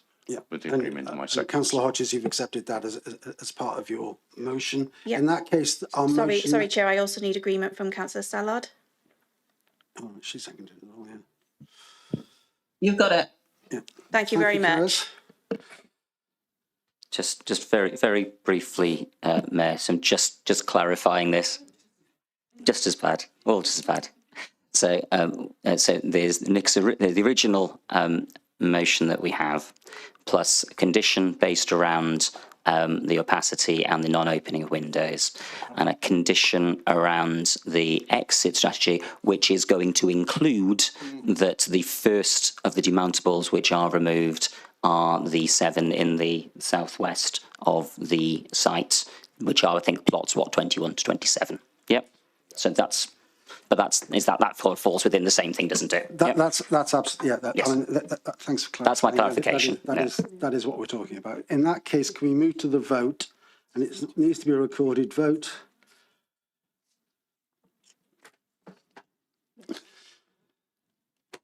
Yes, so just bear with us one moment, Chair, while we draft that vote. Hopefully everyone's clear on what they're voting on.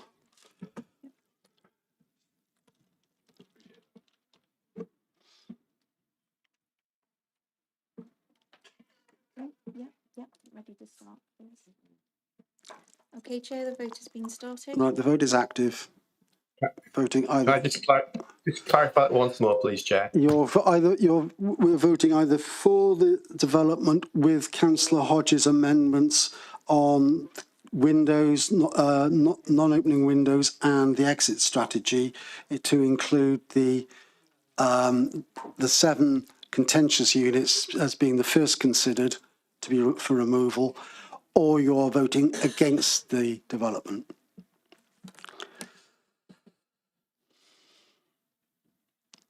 All votes are in. That again is clearly carried.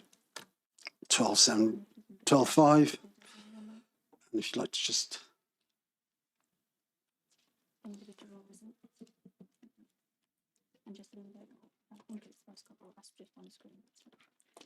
It did come up, I didn't see it. Yes, it did. Can you put it back up? I was looking down here. Yeah. It doesn't matter.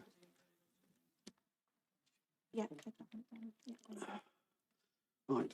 Thank you all on that. That was quite a tussle to get through. On a 5-minute break, yeah, okay. I can live with that. 5 minutes break for comfort break. Yeah, that's fine.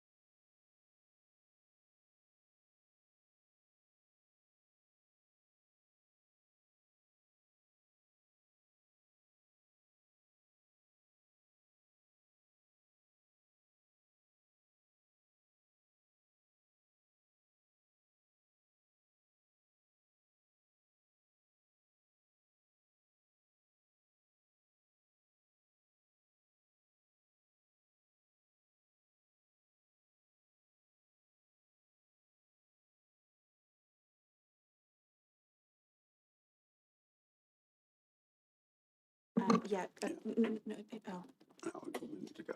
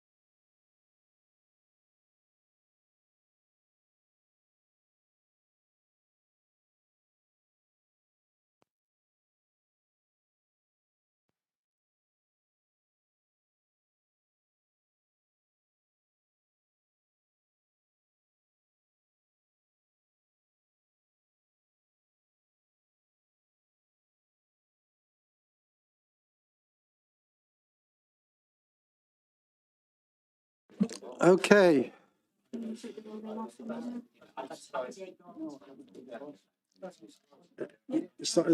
start streaming again? Yeah, we're still streaming, Chair, so we can go ahead. Right, gentlemen, ladies, we are comfort break over. We're back to it. Next item on the agenda is 2023-00888 Bleak Full, 4 Cliff Parade, Penarth. And I think it's you, Steve, isn't it? Yeah, Steve Butler. Yeah. If I could just have the slides, please. So the application itself is to demolish the existing house and to construct a replacement dwelling. So the site itself is a kind of number 2 shaped dwelling, which is being highlighted in the plan in front of you. So just in terms of the street scene, we could go on to the next image. We can see the property there. So the property itself was itself an infill dwelling to the property to the right-hand side, built in the back garden sometime in the 1970s, we believe. The current house, in terms of its architectural character, is probably quite neutral, as we'd say. As you can see in that shot, it's a very, very mixed street scene. So you've got the arts and crafts house at number 6, and then you've got the more traditional house to the left at number 2. To the right-hand side of the picture, you've got quite a recently completed contemporary dwelling, which is designed by the same architects that have submitted this application. On the opposite side of that road, which is just off picture, is an Art Deco property. You can just see the flat roof of it at the top with the curved frontage. The whole point of this really is to demonstrate that Cliff Parade is a very much of a mixed street scene with very modern and also quite traditional architecture. So if we could just run down to the plans. So as we've said, the application is to demolish the existing house and to construct a replacement dwelling. The replacement is some 15.3 metres in width by a maximum depth of 12.5 metres. In addition to that, there's an attached flat roof double garage to the front, which is broadly 7 metres by 7.3.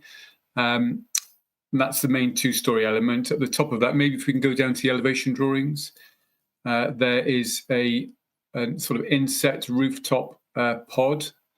If we can run down, keep running down. If you can see yeah, that's it. So the second floor is a rooftop pod, which is some 9.6 metres in width. So due to variation in levels of the site, the height of the proposed dwelling will vary, but in the main, the two-storey element will be some 5.8 to 6 metres, and it'll be some 8.5 metres to the top of the rooftop pod. The accommodation proposed, if we go back to floor plans, the site does actually include a basement, and I'm not sure whether the basement drawing is shown there, but that's a full basement, and that's going to be used for storage and laundry. The ground floor in front of you is used for bedroom accommodation. So the idea is that the main daytime living will be on the first floor, which comprises in the main of kind of open plan living, dining, etc., etc. The top rooftop pod then will provide like a sort of self-contained bedroom with an ensuite, etc., etc. Don't know whether we've got an image of the top one. In terms of materials and finishes, if we can go down to the CGIs that are towards the bottom, which perhaps showed a bit better, the scheme proposes the use of bead-blasted stainless steel for the rooftop pod. And the elevations will comprise of a mix of white and buff brickwork to the main elevations and the use of Portland stone to the garage elevations. The windows proposed very slimline units in a colourless anodised finish to match the stainless steel.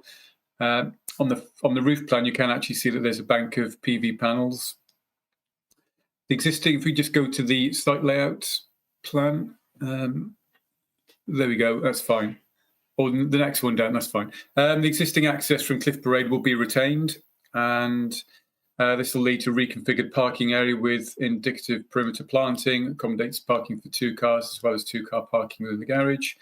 The rear garden will be landscaped, that's just off picture, with a patio area and swimming pool. And there's also, if you can see on the site layout plan, there is a flat roof building to accommodate a pool and plant. You can just see it in the kind of top right-hand corner on that plan there. That's where it's highlighted. That building itself has quite a large oversailing roof and is some 3.4 metres in width by maximum depth of 8.2 metres. So just in terms of a bit of history on this site, back in 2021, we had refused an application for a replacement modern dwelling. The application was refused on 2 grounds. Firstly, the siting, scale and form and proximity of the replacement dwelling to the boundary was considered at the time to be unneighbourly on both occupiers at number 6 and at number 2, Cliff Parade. In addition to that, it was felt that the overall design and prominence of the replacement dwelling was considered to negatively and adversely impact on the street scene. And much of that was particularly due to the fact that there was an underground garage. So when you were to view it from the road, it would appear more as a circa 4-storey building. So since that refusal, we've entered into discussions with it's now a different architectural practice taking the scheme forward. We've entered into pre-application discussions. Safe to say the scheme has been amended quite significantly since the pre-app, and since the application has been submitted, again we've also sought a number of revisions in the main to address concerns in relation to overlooking on the privacy of the occupiers located either side.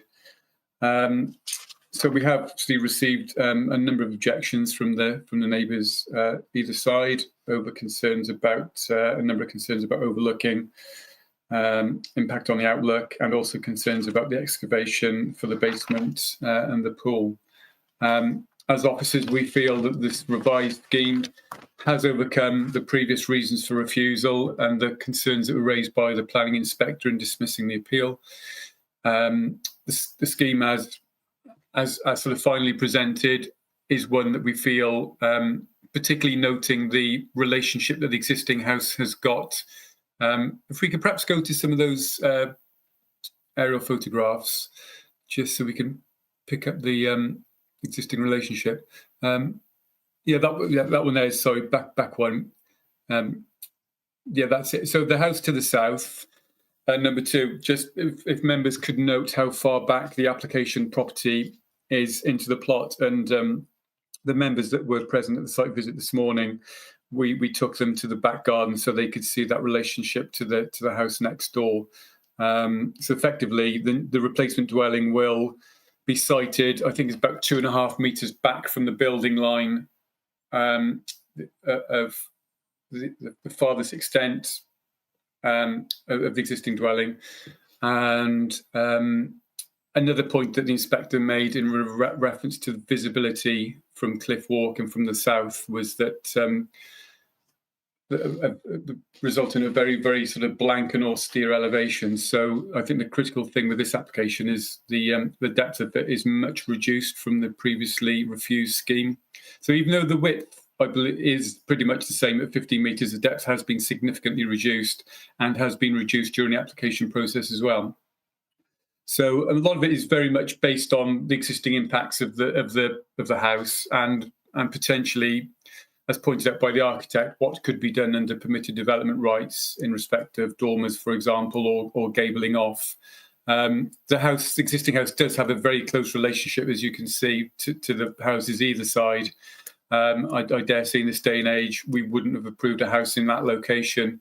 I can only conclude that it was sited so far back into plot, it would be to get the kind of open views of the channel.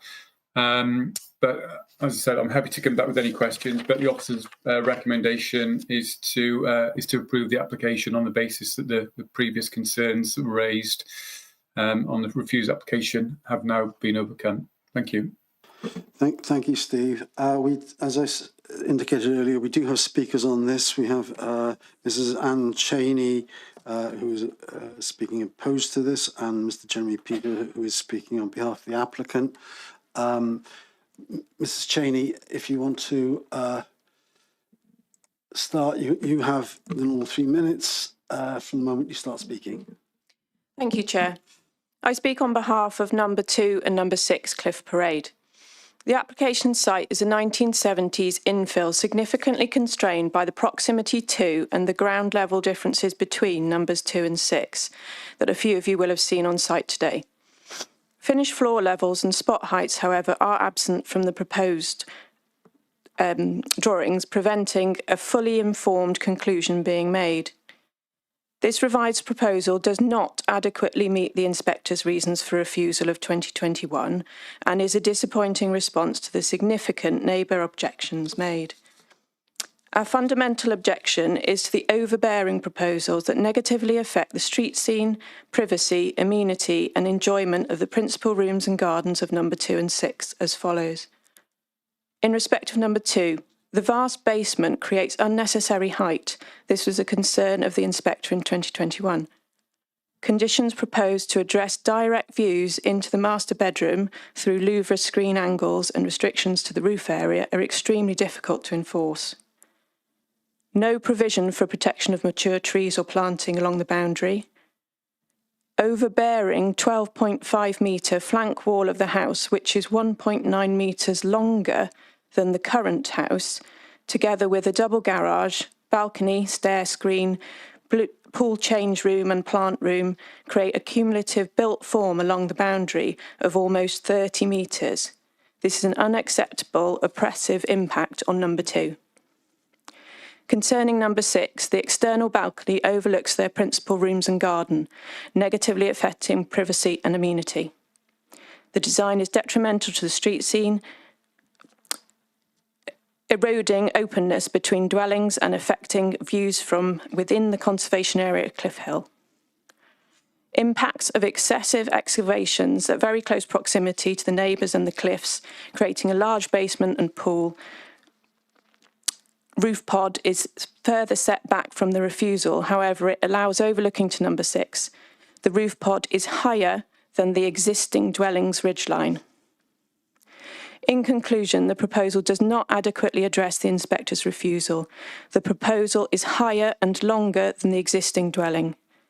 It is an overlarge development compromising privacy, amenity and enjoyment of neighbouring properties and is contrary to policy through National Policy of TAN 12 design, LDP policies MD2, MD5, MD9 and the Residential and Householder SPG section 9 referencing the impact on neighbours.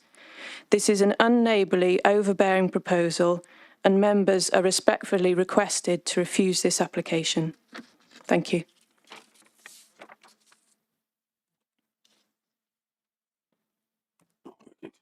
Yeah, there we go. 2 seconds over, Mrs. Cheney. Well done. Are there any points of clarification from Mrs. Cheney before we move on? I see no indication. Thank you very much for your time. We move on to our next speaker, who is Mr. Jeremy Peter, who's speaking for the applicant. Mr. Peter, I believe you're online. Yes, your time will start. I am, yes. Thank you, Chair. I will try and be brief because I'm conscious there's a Friday evening and we all want to enjoy what's left of the sunshine. Firstly, I'd like to commend the case officer for a very thorough and balanced report that goes through in detail all the relevant issues. It is not very often you see such a wrong report for the development of a single house. I understand that a site visit was conducted today, so I'm hopeful that the committee will now have a good understanding of the issues in respect of this application. There is no dispute that the principle of redevelopment is acceptable. Essentially, there are two main issues to be considered. The first is the impact on the character and appearance of the area, and the second is the impact on neighbours. The committee will note that this proposed development has gone through several iterations and several consultation exercises before arriving at this proposal before you. The applicants, through their architect, has responded and agreed to the request by your officers to amend the proposal so the impacts are manageable and would not harm the character and appearance of the area or unduly harm the amenity of neighbours.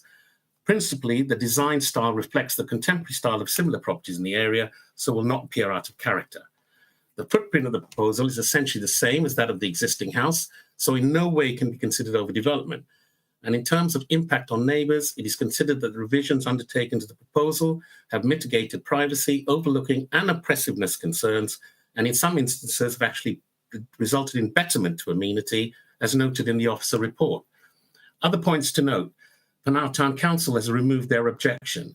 Reductions in height and length and other changes to reduce impacts on Cliff Parade and from the coastal path. Also, the conclusion by the officer as regards visual impacts on character and appearance that will not be harmful. Again, the conclusion by the case officer that the revised proposal will not unduly harm the amenities of adjacent or neighbouring neighbours. Consequently, it is considered that the previous reasons for refusal have been overcome, as was the concerns raised by the appeal inspector with regard to the previous dismissed appeal. I'm hopeful that the committee agrees, supports the officer recommendation and grants approval. Thank you, Chair. Thank you, Mr. Peter. Are there any points of clarification from Mr. Peter from any members of the committee? No indication, Chair. No indication. In that case, can I ask Stephen Butler then to respond to those comments, and then we can open up for discussion. Yeah, thanks, Chairman. So certainly understand Mrs. Cheney's concerns. Just regarding levels, there's obviously there are a number of if we can just pull the section drawings up or the cross sections through the site. You know, the application has been supported quite significant supportive material, but she is quite right. There are no actual levels in terms of AOD heights and spot heights, etc. Provided. Nevertheless, it's very, very clear, particularly given that the houses either side are shown on those same drawings, the relative levels between the two. Nevertheless, we have a condition that requires all level details to be submitted prior to any commencement on site. That relates to levels, both floor levels and external levels of the property. There are a number of points. They are all covered in the report. The concern about the louvers, we understand. I mean, understand the concerns about how they would be used to screen. But again, there's a condition that requires greater detail as to how the louvers will work. The difficulty with this sort of house is it's quite contemporary and sometimes relies on quite innovative ways of providing a solution in relation to overlooking. You know, angled louvers is certainly one way to achieve that. That condition would cover that. In terms of mature trees, yes, there are trees on the site. Again, there's a condition on landscaping that requires full details of landscaping to include indication of all trees and the measures to protect those trees through the course of development and to detail those to be removed. The report does acknowledge, it doesn't shy away from the fact that the replacement dwelling is marginally higher and it is somewhat 9 meters longer. You know, that's quite apparent. But just because something is higher or longer or taller doesn't necessarily mean it's problematic. I mean, you know, as we saw on site this morning, I think the main issue is, you know, there is that very close relationship to the existing property, and as Mr. Peter has said, to some degree, we feel there's betterment. For example, there are 2 windows at first floor that overlook number 6, and revised scheme, there are no windows at first floor. You know, there are some windows on the side, but they are frosted. Similarly, as we saw this morning, there's a first floor fully glazed atrium that's within sort of several meters of the back of the site, which provides clear open views towards both neighbouring properties. Again, the scheme, you know, obviously is omitting that. Yes, there's a balcony, but the use of the balcony is going to be far less than potentially those 24/7 views from that first floor atrium. Just really to say that, you know, as Mr. Peter has correctly said, it is a very, very detailed report for effectively what is a single replacement dwelling. Just going back slightly, not a point of clarification, but the inspector, in his assessment and in our assessment, when we refused the application, we never had an objection to a contemporary form of development. It was all about the size and the massing of that development. But as the report says, we've taken, the officer has seen the properties either side, been in those properties, and on the back of that, we have had amendments. We have listened to the concerns raised, but there becomes a point where we can't ask for amendments if, for example, when we refer to our SPG, if there is no overlooking, we can't ask for an amendment without a sound reason to do so. So the report presented to you is one that we feel is very, very robust and clearly sets out our rationale for approving the application. Thank you. Thank you, Steve. Councillor Perry, you have your hand up. We're moving on to the debate. So, Councillor Perry. Yeah, just very quickly. Steve, you didn't mention the square meterage of the new build. Could you just give us that, please? You're correct. I didn't mention that. I'm afraid I don't have the square meterage. I mean, to some extent, it's not particularly relevant. I mean, the dimensions are given over the 2. Obviously, it's going to be quite significant. I mean, you've got a basement, you've got a ground floor, a first floor, and a roof pod. So, in terms of square meterage, I would say yes, it's probably going to be quite significant. But to some degree, it's an irrelevant figure. I'm not sure. We don't use that meterage anymore. For example, with amenity standards, it's just based on the number of people that would be occupied. So, to some degree, quoting that figure might be of interest, but is not necessarily something that we would do anything with that figure. So there's problems with that. I'll come back into the discussion later. I'll listen to a few people and then I'll come back, if that's all right. Well, no, that's not for you to decide. It's for me to decide. Councillor Perry, if there's anything you'd like to say, perhaps now would be a good time to say it rather than listening to everybody else. Well, if we start discussion then. Okay. All right. We have a climate emergency, apparently. the Cabinet declares a climate emergency and then doesn't change their ways and continues to do things. So we're trying to move away from a throwaway society, and what we have in the Vale of Glamorgan is throwaway houses. We just throw them away. We destroy them because, well, we've got the money, but we can choose to do this. So a new build property, on average, is about 500 to 600 kilograms of CO2 meter squares, more for a basement. So the amount of CO2 that will be emitted in rebuilding this house is enormous. It's got a huge payback if it's that much more efficient in energy. It's a payback of a century, maybe more. Who knows? We've not calculated it, and there's no evidence. There's the demolition impact. Where's the rubble going to be used? Is the new building going to be deconstructed? Because 100 years from now or 90 years from now, someone might say, I want to live there, but I don't like this particular property. I want to demolish it and build something new. Well, if you build for deconstruction or different use, then you don't need to demolish, you can deconstruct. So in terms of the environmental impact and Project Zero and all this nonsense we keep talking about, we ain't doing it. And perhaps it's not the officer's fault. This has not been looked at. You know, it fails the future generations bill, but that you can't enforce. So that's a waste of time. Climate emergency, a waste of time. It's all business as usual. 1970s. What's climate change? What's global warming? We don't know. Okay, carry on. So it's very, very disappointing. And I think the elected members need to really get ourselves and shake ourselves up and actually get some policies in that actually consider the environment in planning, because that's what we are supposed to be doing. Apparently, that was the whole purpose of a climate emergency. And nothing's changed, and the years pass, and the climate emergency gets bigger and bigger. The climate scientists are in despair. I think I'm in despair that we can't actually look at this and say, well, actually, we need to consider the environment first. Never mind overlooking. Thank you.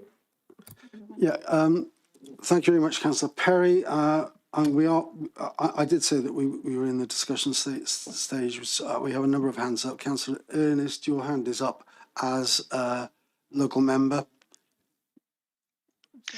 Thank you, Chairman. Firstly, I'd like to thank Steve and the officers for the robust 40-page report that we've received.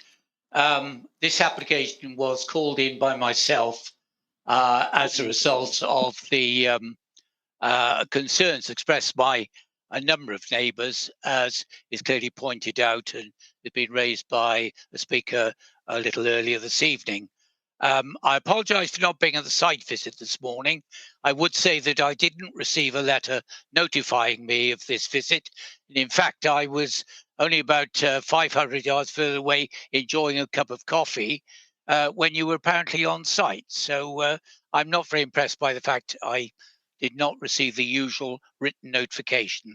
Let me move on to the application, Chairman. I won't rehearse any of the arguments in the report, essentially. It's a good report. You have a lot of photographs. I've been on the site. I've attended there. I've visited the areas recently, as not only this morning, but yesterday. So I'm well aware of the issues. What I am concerned about, Chairman, is this the third property to be demolished in very recent times. Members will have seen the house across the road from here, Red Roofs, is in the process of being demolished, if it hasn't already gone. Another house in Channel View has been demolished, and now this house will be demolished. Now, none of them lie within the conservation area, but it is the changing nature of the area. We're on the borders of the conservation area. Once you get into Marine Parade, you have conservation area. You're, 50 yards across the road, and you're out the conservation area. Couple of points I'd like to make. The proposal is for a basement. Now, I don't know whether or not members went onto the cliff walk behind the property, but you will have noticed the very short distance between the public footpath, which is part of the Wales Coastal Path, and the edge of the cliff, which is about a 100-foot drop down onto the beach. But the photographs that the officers shown us earlier showed the sea and the beach. Perhaps it didn't show the drop for 100 feet or so. And I'm concerned, and I'm sure others are, that with drilling down to provide a basement, that is going to substantially help to erode the cliff edge, and that will make the cliff edge come further back in towards the properties and indeed onto council-owned land very soon. I hope, Chairman, that there will be no pile driving when the house is being built. I feel that would be impossible for neighbours to live with. So hopefully, if there aren't already, there will be noise conditions included in the report. The swimming pool is being added. I spoke just now about having a basement, but by the time you have a swimming pool full of countless gallons of water, that's another thing that's going to impact on the cliff edge. And when members will know, if they've been down the beach path, the cliff erosion at this point is fearsome. The cliff is retracting all the time, and if they walked along the cliff walk, they will see that the boundary fence is being moved back and back and back inland because of the loss of coastline. I won't say any more than that, Chairman, because I think my time is probably up. I'm pleased that a lot of the amendments have been made to the original proposals, the working with the architect and indeed the officers, and I trust that members will take that into account when they make their vote. Thank you, Chairman. Thank you, Councillor Ernest. Councillor Wilson, you have your hand up. No. Thank you very much, Chair, and thank you very much for the comments made by the previous speakers. And obviously, people are obviously concerned about demolition of sites, but really we're looking at specific plan application. And really it's beyond our committee to discuss the viability of where we demolish a building to make way for another one. It goes on everywhere, as you all know. If you look at the area of this development, there are lots of contemporary modern buildings around. And to be honest, as Councillor Ernest rightly said, we are out of the conservation area. We're not in Marine Parade, we're in Cliff area, Cliff Walk, which is quite a different area, even though admittedly it's quite near.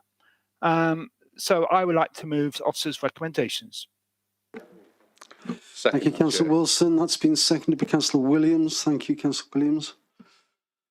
Are there any other speakers? Councillor? No. Johnson. Councillor Johnson, sorry, I apologise. Sorry, diolch yn fawr. Thank you very much. Thank you very much. Just very quickly, because I'm not sure if the Director of Police intended to speak earlier. On a point of general policy, there is a point about demolition and rebuilding on the same site. There was a point about Councillor Perry earlier on this and the carbon emissions, and it's a point that's relevant here. Sorry, is the chair having difficulties with the translation?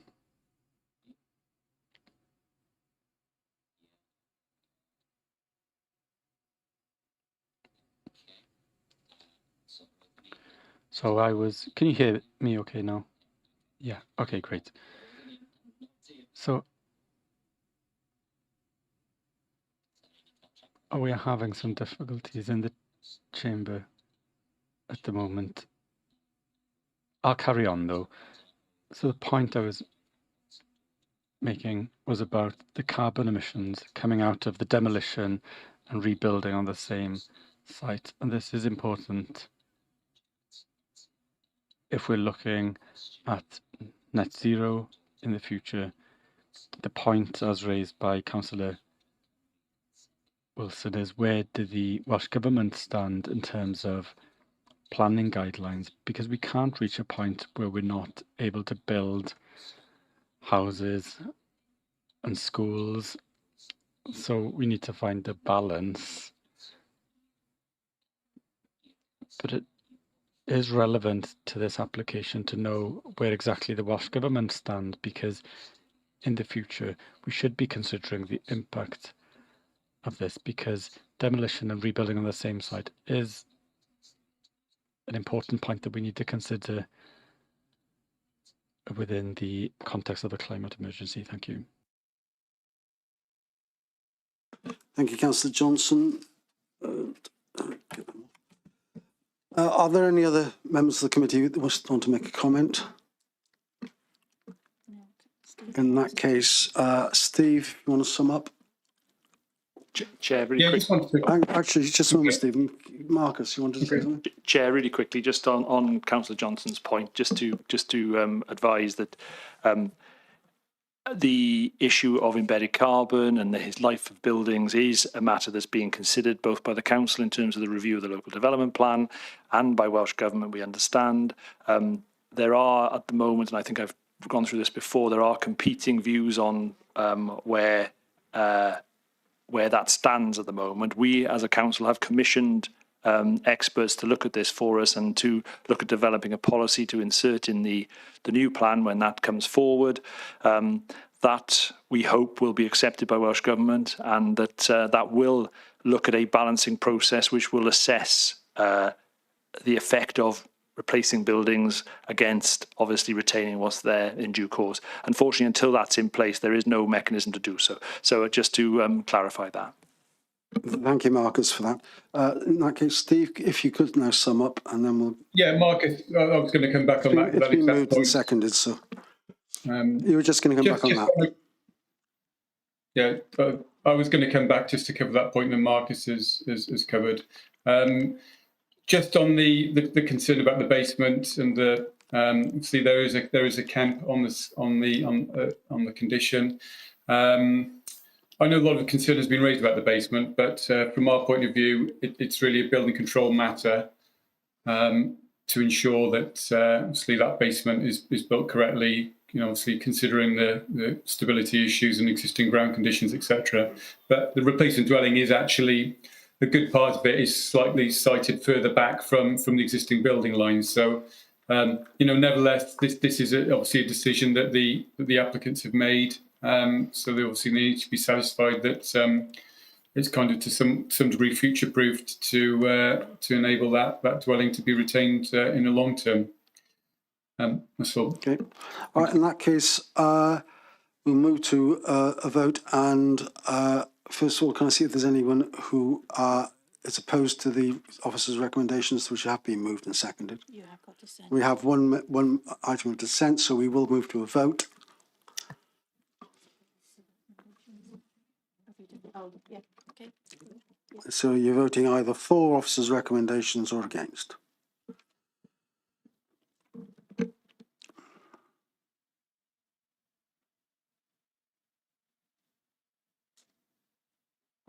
All votes are in. That's 13-4, so it's clearly carried. Thank you very much. Where's my front page gone?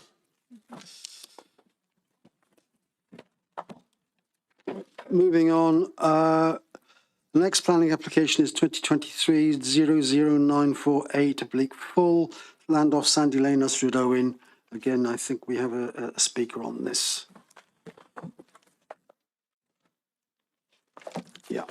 So, who's interested in this? This Steve again, I think, isn't it? It is indeed, yeah. Thanks very much, Chairman. Just to say, there's a couple of matters rising notes, just like to refer members to. One is we've had a number of constitutive responses back. Welsh Water have raised no objection subject to conditions. The Council's Drainage Department have raised no objection subject to a SAB scheme. And South Wales Police have responded with no objection. We've also had a number of other objections from and nearby residential occupiers, raising a number of concerns which we feel have been covered in the report. Where they're not covered in the report, they're covered in the matters rising notes themselves. So, this is an application for full planning permission for residential development of the site, together with engineering, drainage, landscaping, highway and other works. So the site itself is approximately 1.6 hectares of land on the eastern edge of Ystrad Owen. There's currently an agricultural field which slopes broadly from south to north. The adopted highway along the southern edge of the site is Sandy Lane, which is a through road which leads from Ystrad Owen through to Hensel and St Donats. The site is currently accessed via a field gate on Sandy Lane. There's quite a mature hedgerow along the boundary with Sandy Lane. And much of the site, as you can see from the plan in front of you, the site abuts residential dwellings to its western and northwestern boundaries, with more undeveloped land to the north and the east. So in terms of, if we could just run down to, there's a plan that if we can keep going, there's a plan that shows the allocation. So the that green area in front of you is the That's the allocation for residential development. It's a mixed-use allocation for 85 houses, in addition to strategic open space allocation. So members could probably see there's a small, the party allocation to the south of the Sandy Lane has already been built out. That was for 40 dwellings, and that's been built out for some years now. So the remainder of the application is the land to the north of Sandy Lane. The red line covers the extent of the application. So you can see there's another area to the north of the application site. See, that hasn't been brought forward. That's owned by a separate landowner. So obviously, as officers, we need to consider what's in front of us, but sort of make every effort to ensure that, if possible, that the wider site can be delivered. So in terms of the development itself, it's proposed layout for 46 dwellings, which comprises of 27 market houses and 19 affordable units. The plan in front of you shows the layout. In respect to the affordable units, that will comprise of 14 social rented units and 5 low-cost home ownership units. Those comprise of 8 number 1-bed flats and 2 number 2-bed houses and 2 number 3-bed houses. In terms of materials and finishes, I think we might have some street scene images we can perhaps show you. Here we go. In the main, the finishes will comprise of an off-white render with slate grey roofs. Some of the dwelling frontages, as you can see in front of you, have a mix of either fully or half finished in reconstituted stone. Windows are to be white UPVC. Proposed garages are to be rendered, and the proposed dwellings, mostly on the south-facing roof planes, will have PV panels. So if we can just go back to site layout, please. The proposal requires, from a highway point of view, the widening of Sandy Lane. As a result of that, the scheme has to remove the hedgerow. So the proposal is to translocate the hedgerow to the area around the public open space and the attenuation basin, which is located to the northern part of the site. The scheme, as you can see, also, I'm not sure whether we can zoom in, but it includes a local area of play, which comprises of a defined area of natural play, which is located broadly centrally within the site. And there's also areas of wider open space to the north and west of the site. The extreme north of the site, an attenuation basin is proposed.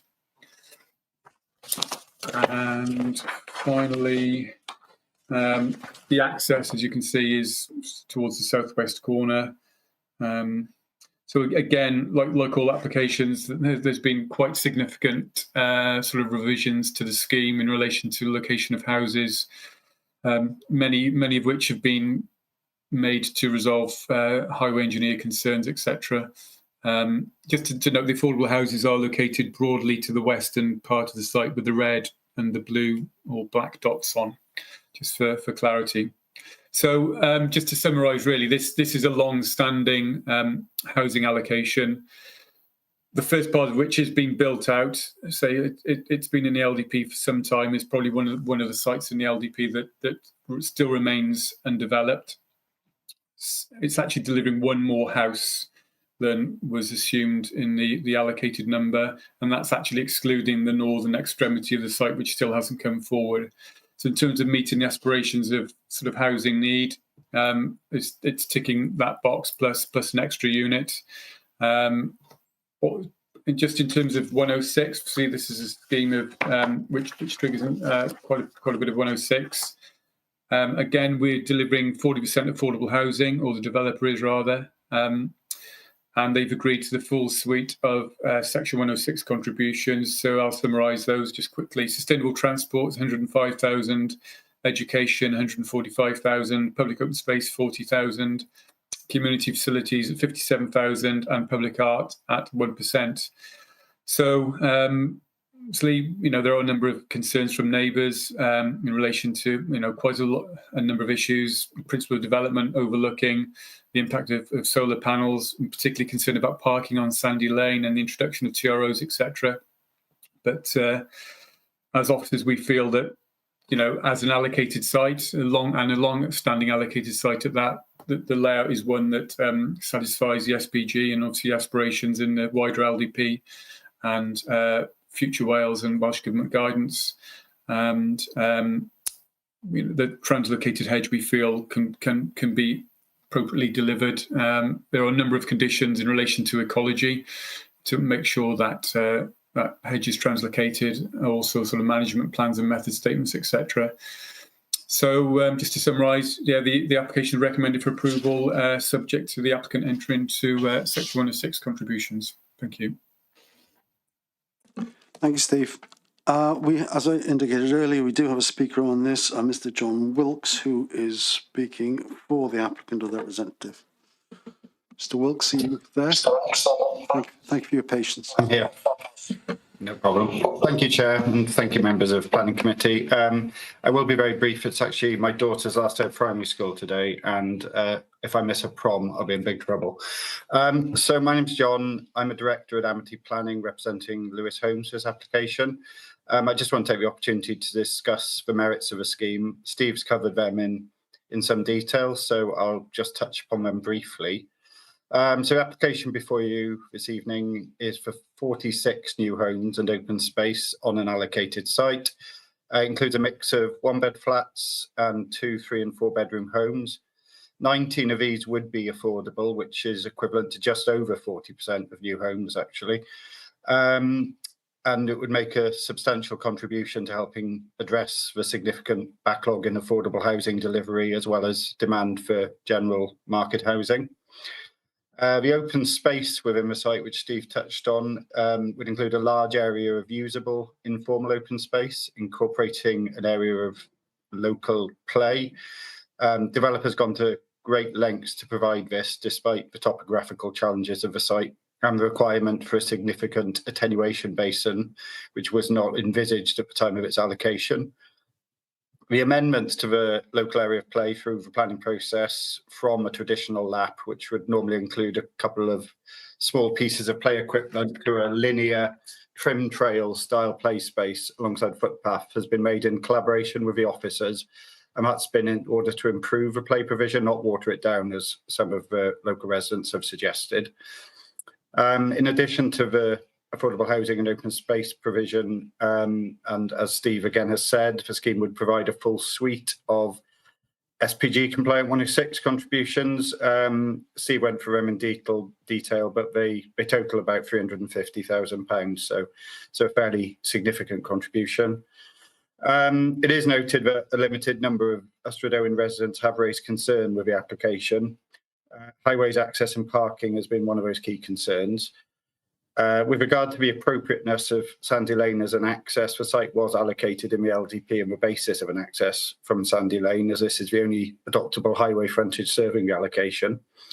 The application is accompanied by a comprehensive transport statement and includes the widening of Sandy Lane to a 5.5 metre carriageway with a new footpath to its northern side for the length of the application site, while the new access into the site has been sited and designed to ensure that it would provide appropriate visibility and to make access by pedestrian and non-car users as convenient as possible. And we have worked closely with the Highways Department through the application process to ensure it's as accessible and safe and is presented to you with their support. Some residents have also raised concerns with overlooking, which was obviously an issue of debate in the original application. But what I would say is the scheme has been carefully designed to avoid any unacceptable impact on amenity. And a number of plans have been specifically prepared to evidence there would be no adverse overlooking and that we would be ticking the boxes in terms of SPGs. These have been kept scrutinised by your officers. Mr. Wilkes, your time is up, I'm afraid. I apologies. I took longer than I thought. I thought I'd be short, so sorry about that. Practice always pays off. Right. Are there any points of clarification for Mr. Wilkes? Councillor Champion. Thank you, Chair. You say affordable. Can you actually describe what you mean by affordable? Is it just 70% off the market rate, and is that free market, or is it going to be social, as in by a housing association going to run it for lease. Could you explain? So it would be 14 of the units would be social rented. So they would be transferred to a housing association and rented out in accordance with their requirements for people on the local housing waiting list. 5 of the units would be low cost home ownership. I don't know the details of how that is controlled, but I believe I'm right in saying, and maybe Marcus or someone could step in to confirm, but I believe within the Vale of Glamorgan that percentage of the low cost ownership is retained by the housing association. So they're always then sold at around 70% of market rate. But the majority of units would be social rented. So what you would traditionally think of as being affordable housing. Thank you for that. Are there any other points of clarification?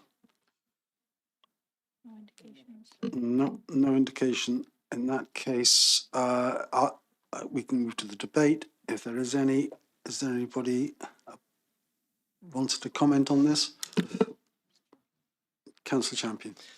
I just wonder whether the Badger Brook Road, which seems a better road than Sandy Lane, was ever considered by the planning authority in discussions with the developer.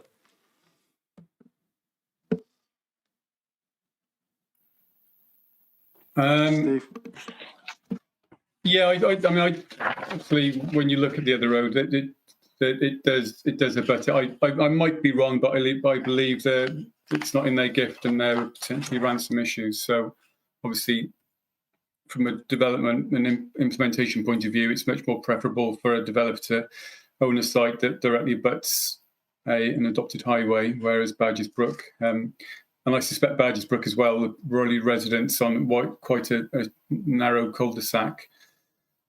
A few houses on probably wouldn't be particularly happy with 46, and whether it was ever designed to take the capacity of 46 houses, I don't believe that was the case. So from a highway engineer's point of view, I think Sandy Lane was always a preference to access that site. Chair, if I just to add to what Steve said, when the site was allocated, the various access points were considered, and as Steve's alluded to, one Badgers Brook Close is a cul-de-sac with limited access, and there would have been an issue in terms of neighbours, and there was an issue from our highways officers when the site allocation process was undertaken. And secondly, there is an issue over viability in terms of there is a ransom strip at the end of that close which prevents it being used. So there was thought that the benefits in improving Sandy Lane, which already had some houses on it, outweighed the use of Badgers Brook Close, but that does go back to the original allocation in the LDP. Thank you, Marcus. Councillor Wilson, you have your hand up next. Thank you very much, Chair. I'd like to formally move officers' recommendations. Second that, Chair. Oops, thank you for that, Councillor Wilson. Councillor, do I have a seconder for that? Councillor Williams. Councillor Williams seconded. Thank you. Councillor Perry.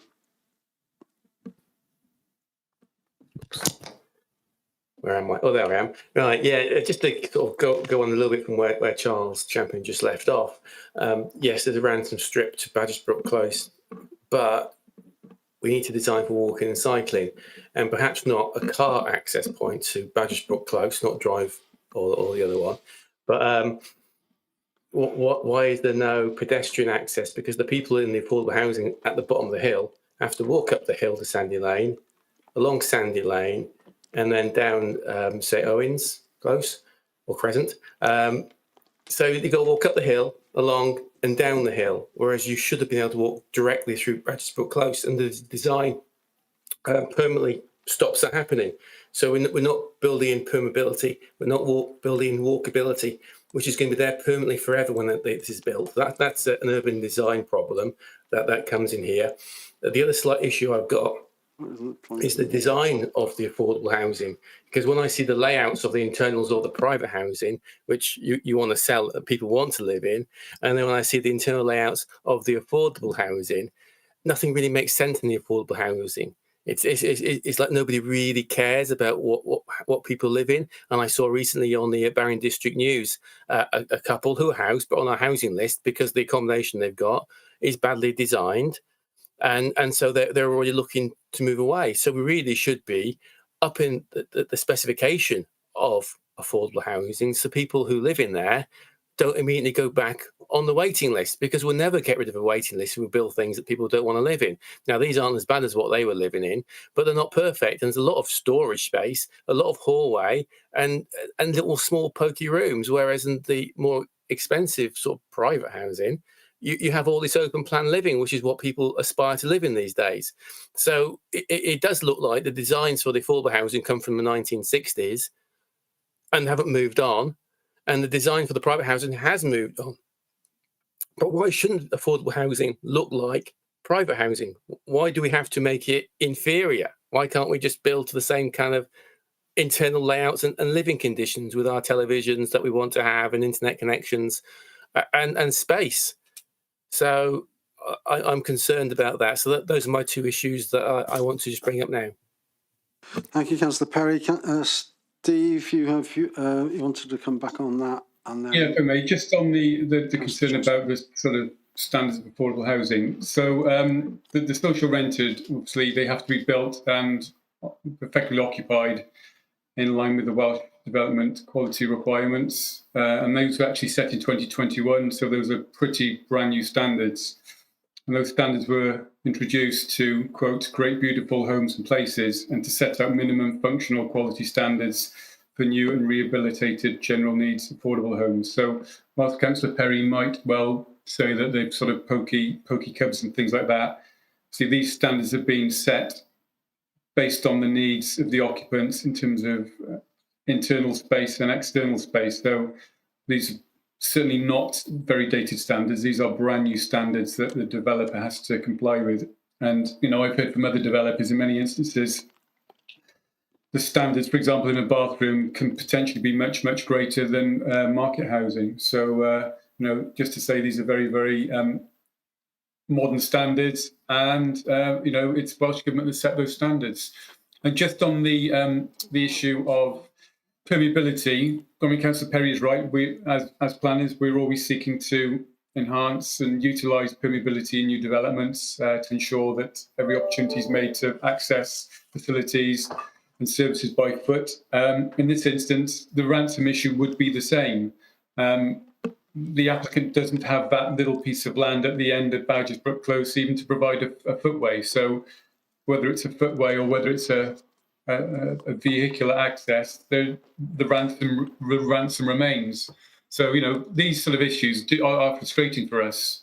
And it, you know, and certainly when we have sites, like a development like this, we make sure that adopted highways are built to the age of the site, so no ransom takes place. But unfortunately, it's typical of developers when they kind of bring their sites forward, they often retain a ransom perimeter around the site.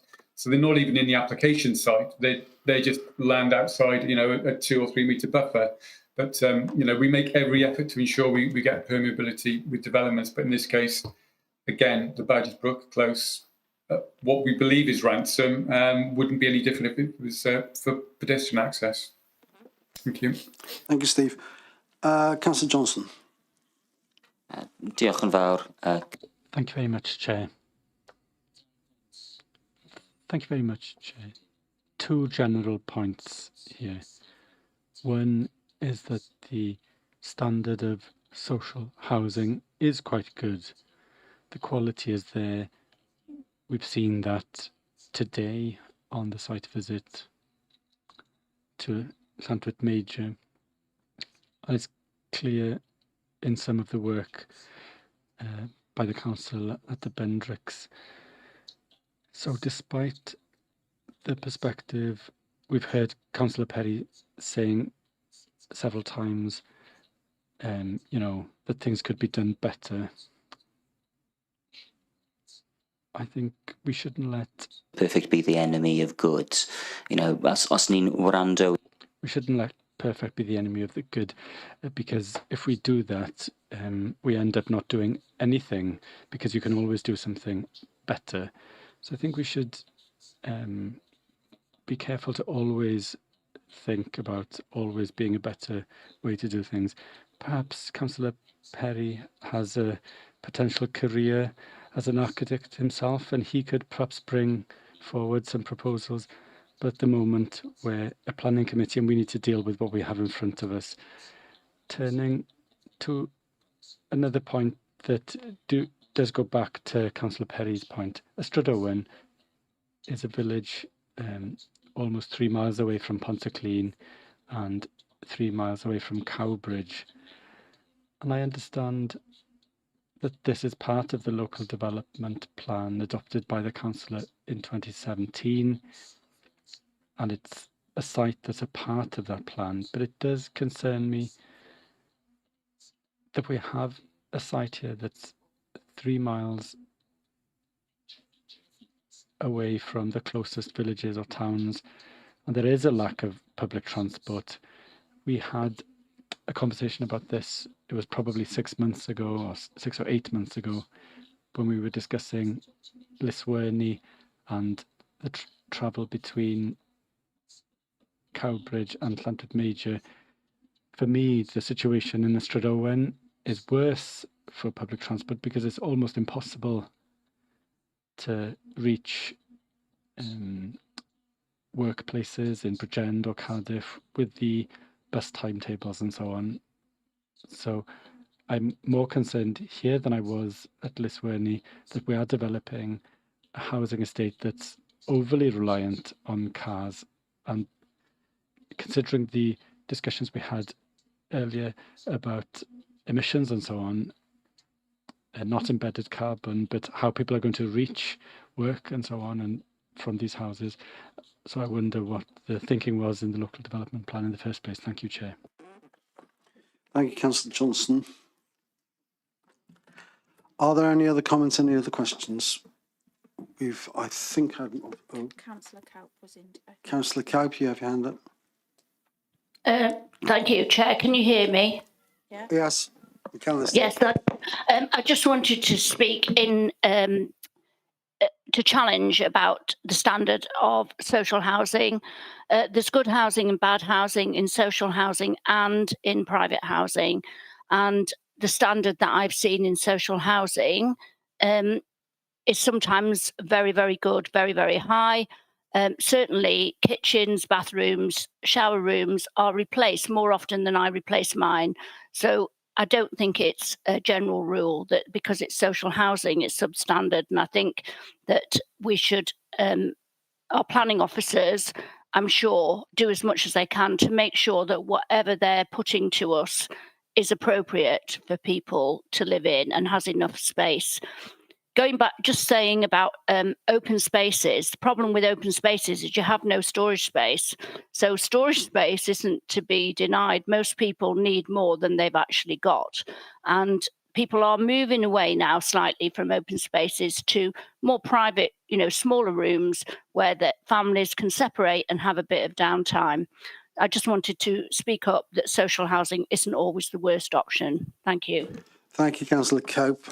Your point is well taken and noted.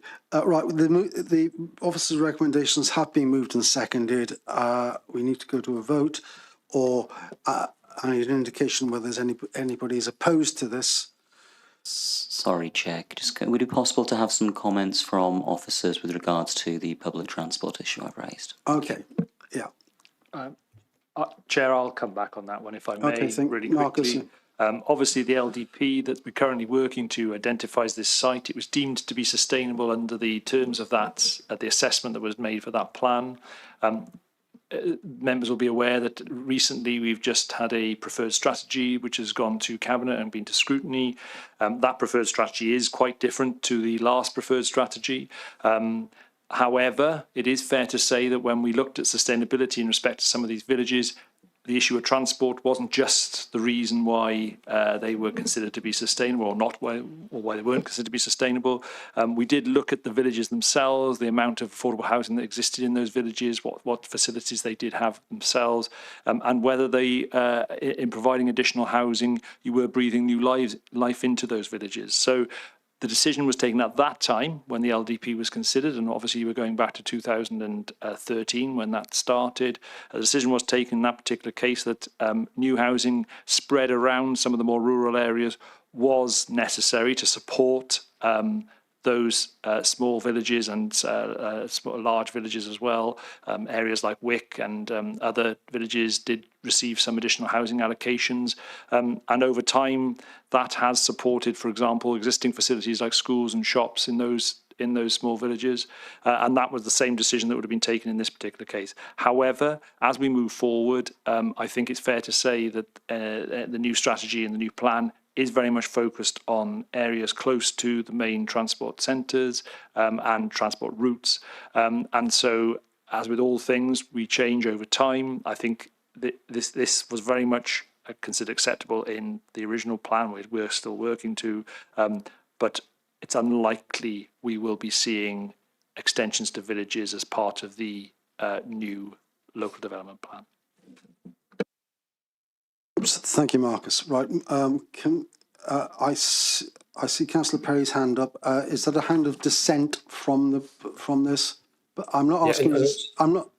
Just to clarify something that's been misunderstood, I talked about the layout of the house with the cupboards that are in the middle of the house and the bathrooms that are not very well located. Councillor Perry, I mean, take this up with Councillor Cowper outside this meeting. I do not want to have personal arguments within the meeting. Thank you. Can we just carry on? Can we just carry on, please, Councillor Perry? You're shouting again. I am. I'm raising my voice because you don't stop talking.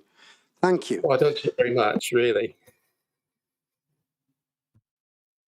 I think we could put that to the vote as well. But no, we will put the officers, unless anybody indicates they are opposed to officers' recommendations now. Again, Councillor Perry, your hand is up. Is that an indication you're opposed to officers' recommendations? I think we should work harder for permeability and pay the money. I'm sorry, that isn't an answer to my question. Are you opposed to officers' recommendations? I said yes because of the lack of permeability and we should pay the money. That's okay. It's the yes bit I missed. In that case, we will go to the vote. Those in favour of, the vote was being set up. Those in favour of officers' recommendations will press yes or plus. Those against will press no or minus.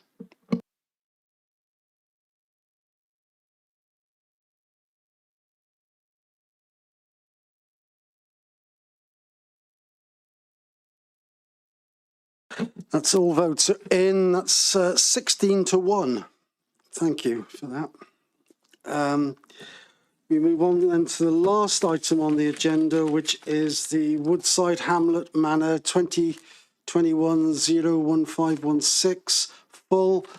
And Rob, I think you're taking this. It is, yes, it's me. Thanks very much. Okay, cover slide up, please, Liam.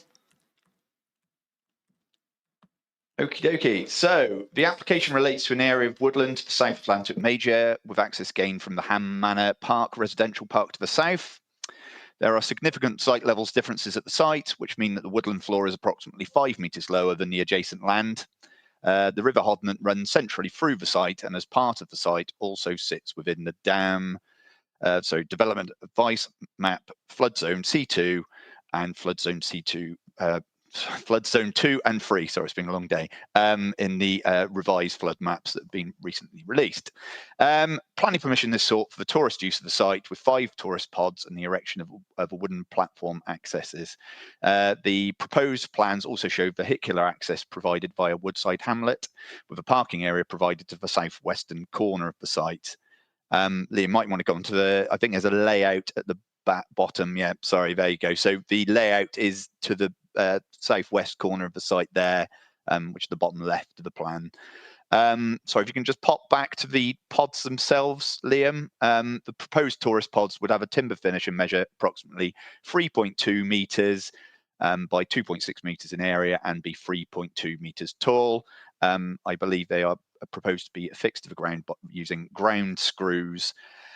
Okay, some members may recall a previous application at the site, reference 2016 /01160 out for 11 tree tents and associated works, including bridges, was previously refused by members in 2019, owing to potential impact upon neighbouring residential properties, which was subsequently dismissed at appeal. Since the previous application, the proposals are of a more solid construction, a smaller scale and rationalised location, and provide one bedroom only, and as such are less likely to be occupied by large groups. For these reasons, in relation to the previous reasons for refusal, it's considered unlikely the proposals would give rise to commensurate impacts to the previous scheme to amenity of neighbouring properties as per the previously refused application. Notwithstanding this, however, there are considered to be a number of deficiencies with the proposals before us. The application has not been supported by a green infrastructure statement or equivalent. Sorry, just bear with me one second. I'm done with a couple of IT issues here. Just bear with me.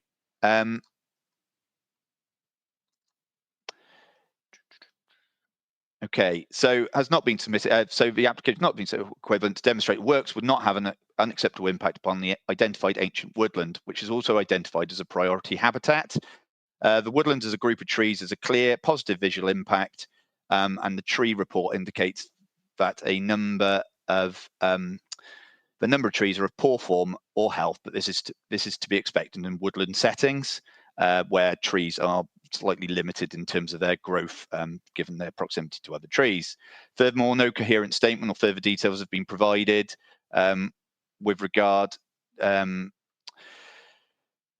extent of tree works proposed is also not being suitably demonstrated the impacts of the provision of services, construction, including bringing the pods onto the site, nor the parking area on an area of steep slope below the level of the access road would not give rise to potential impacts upon the health of trees and the group value of the woodland.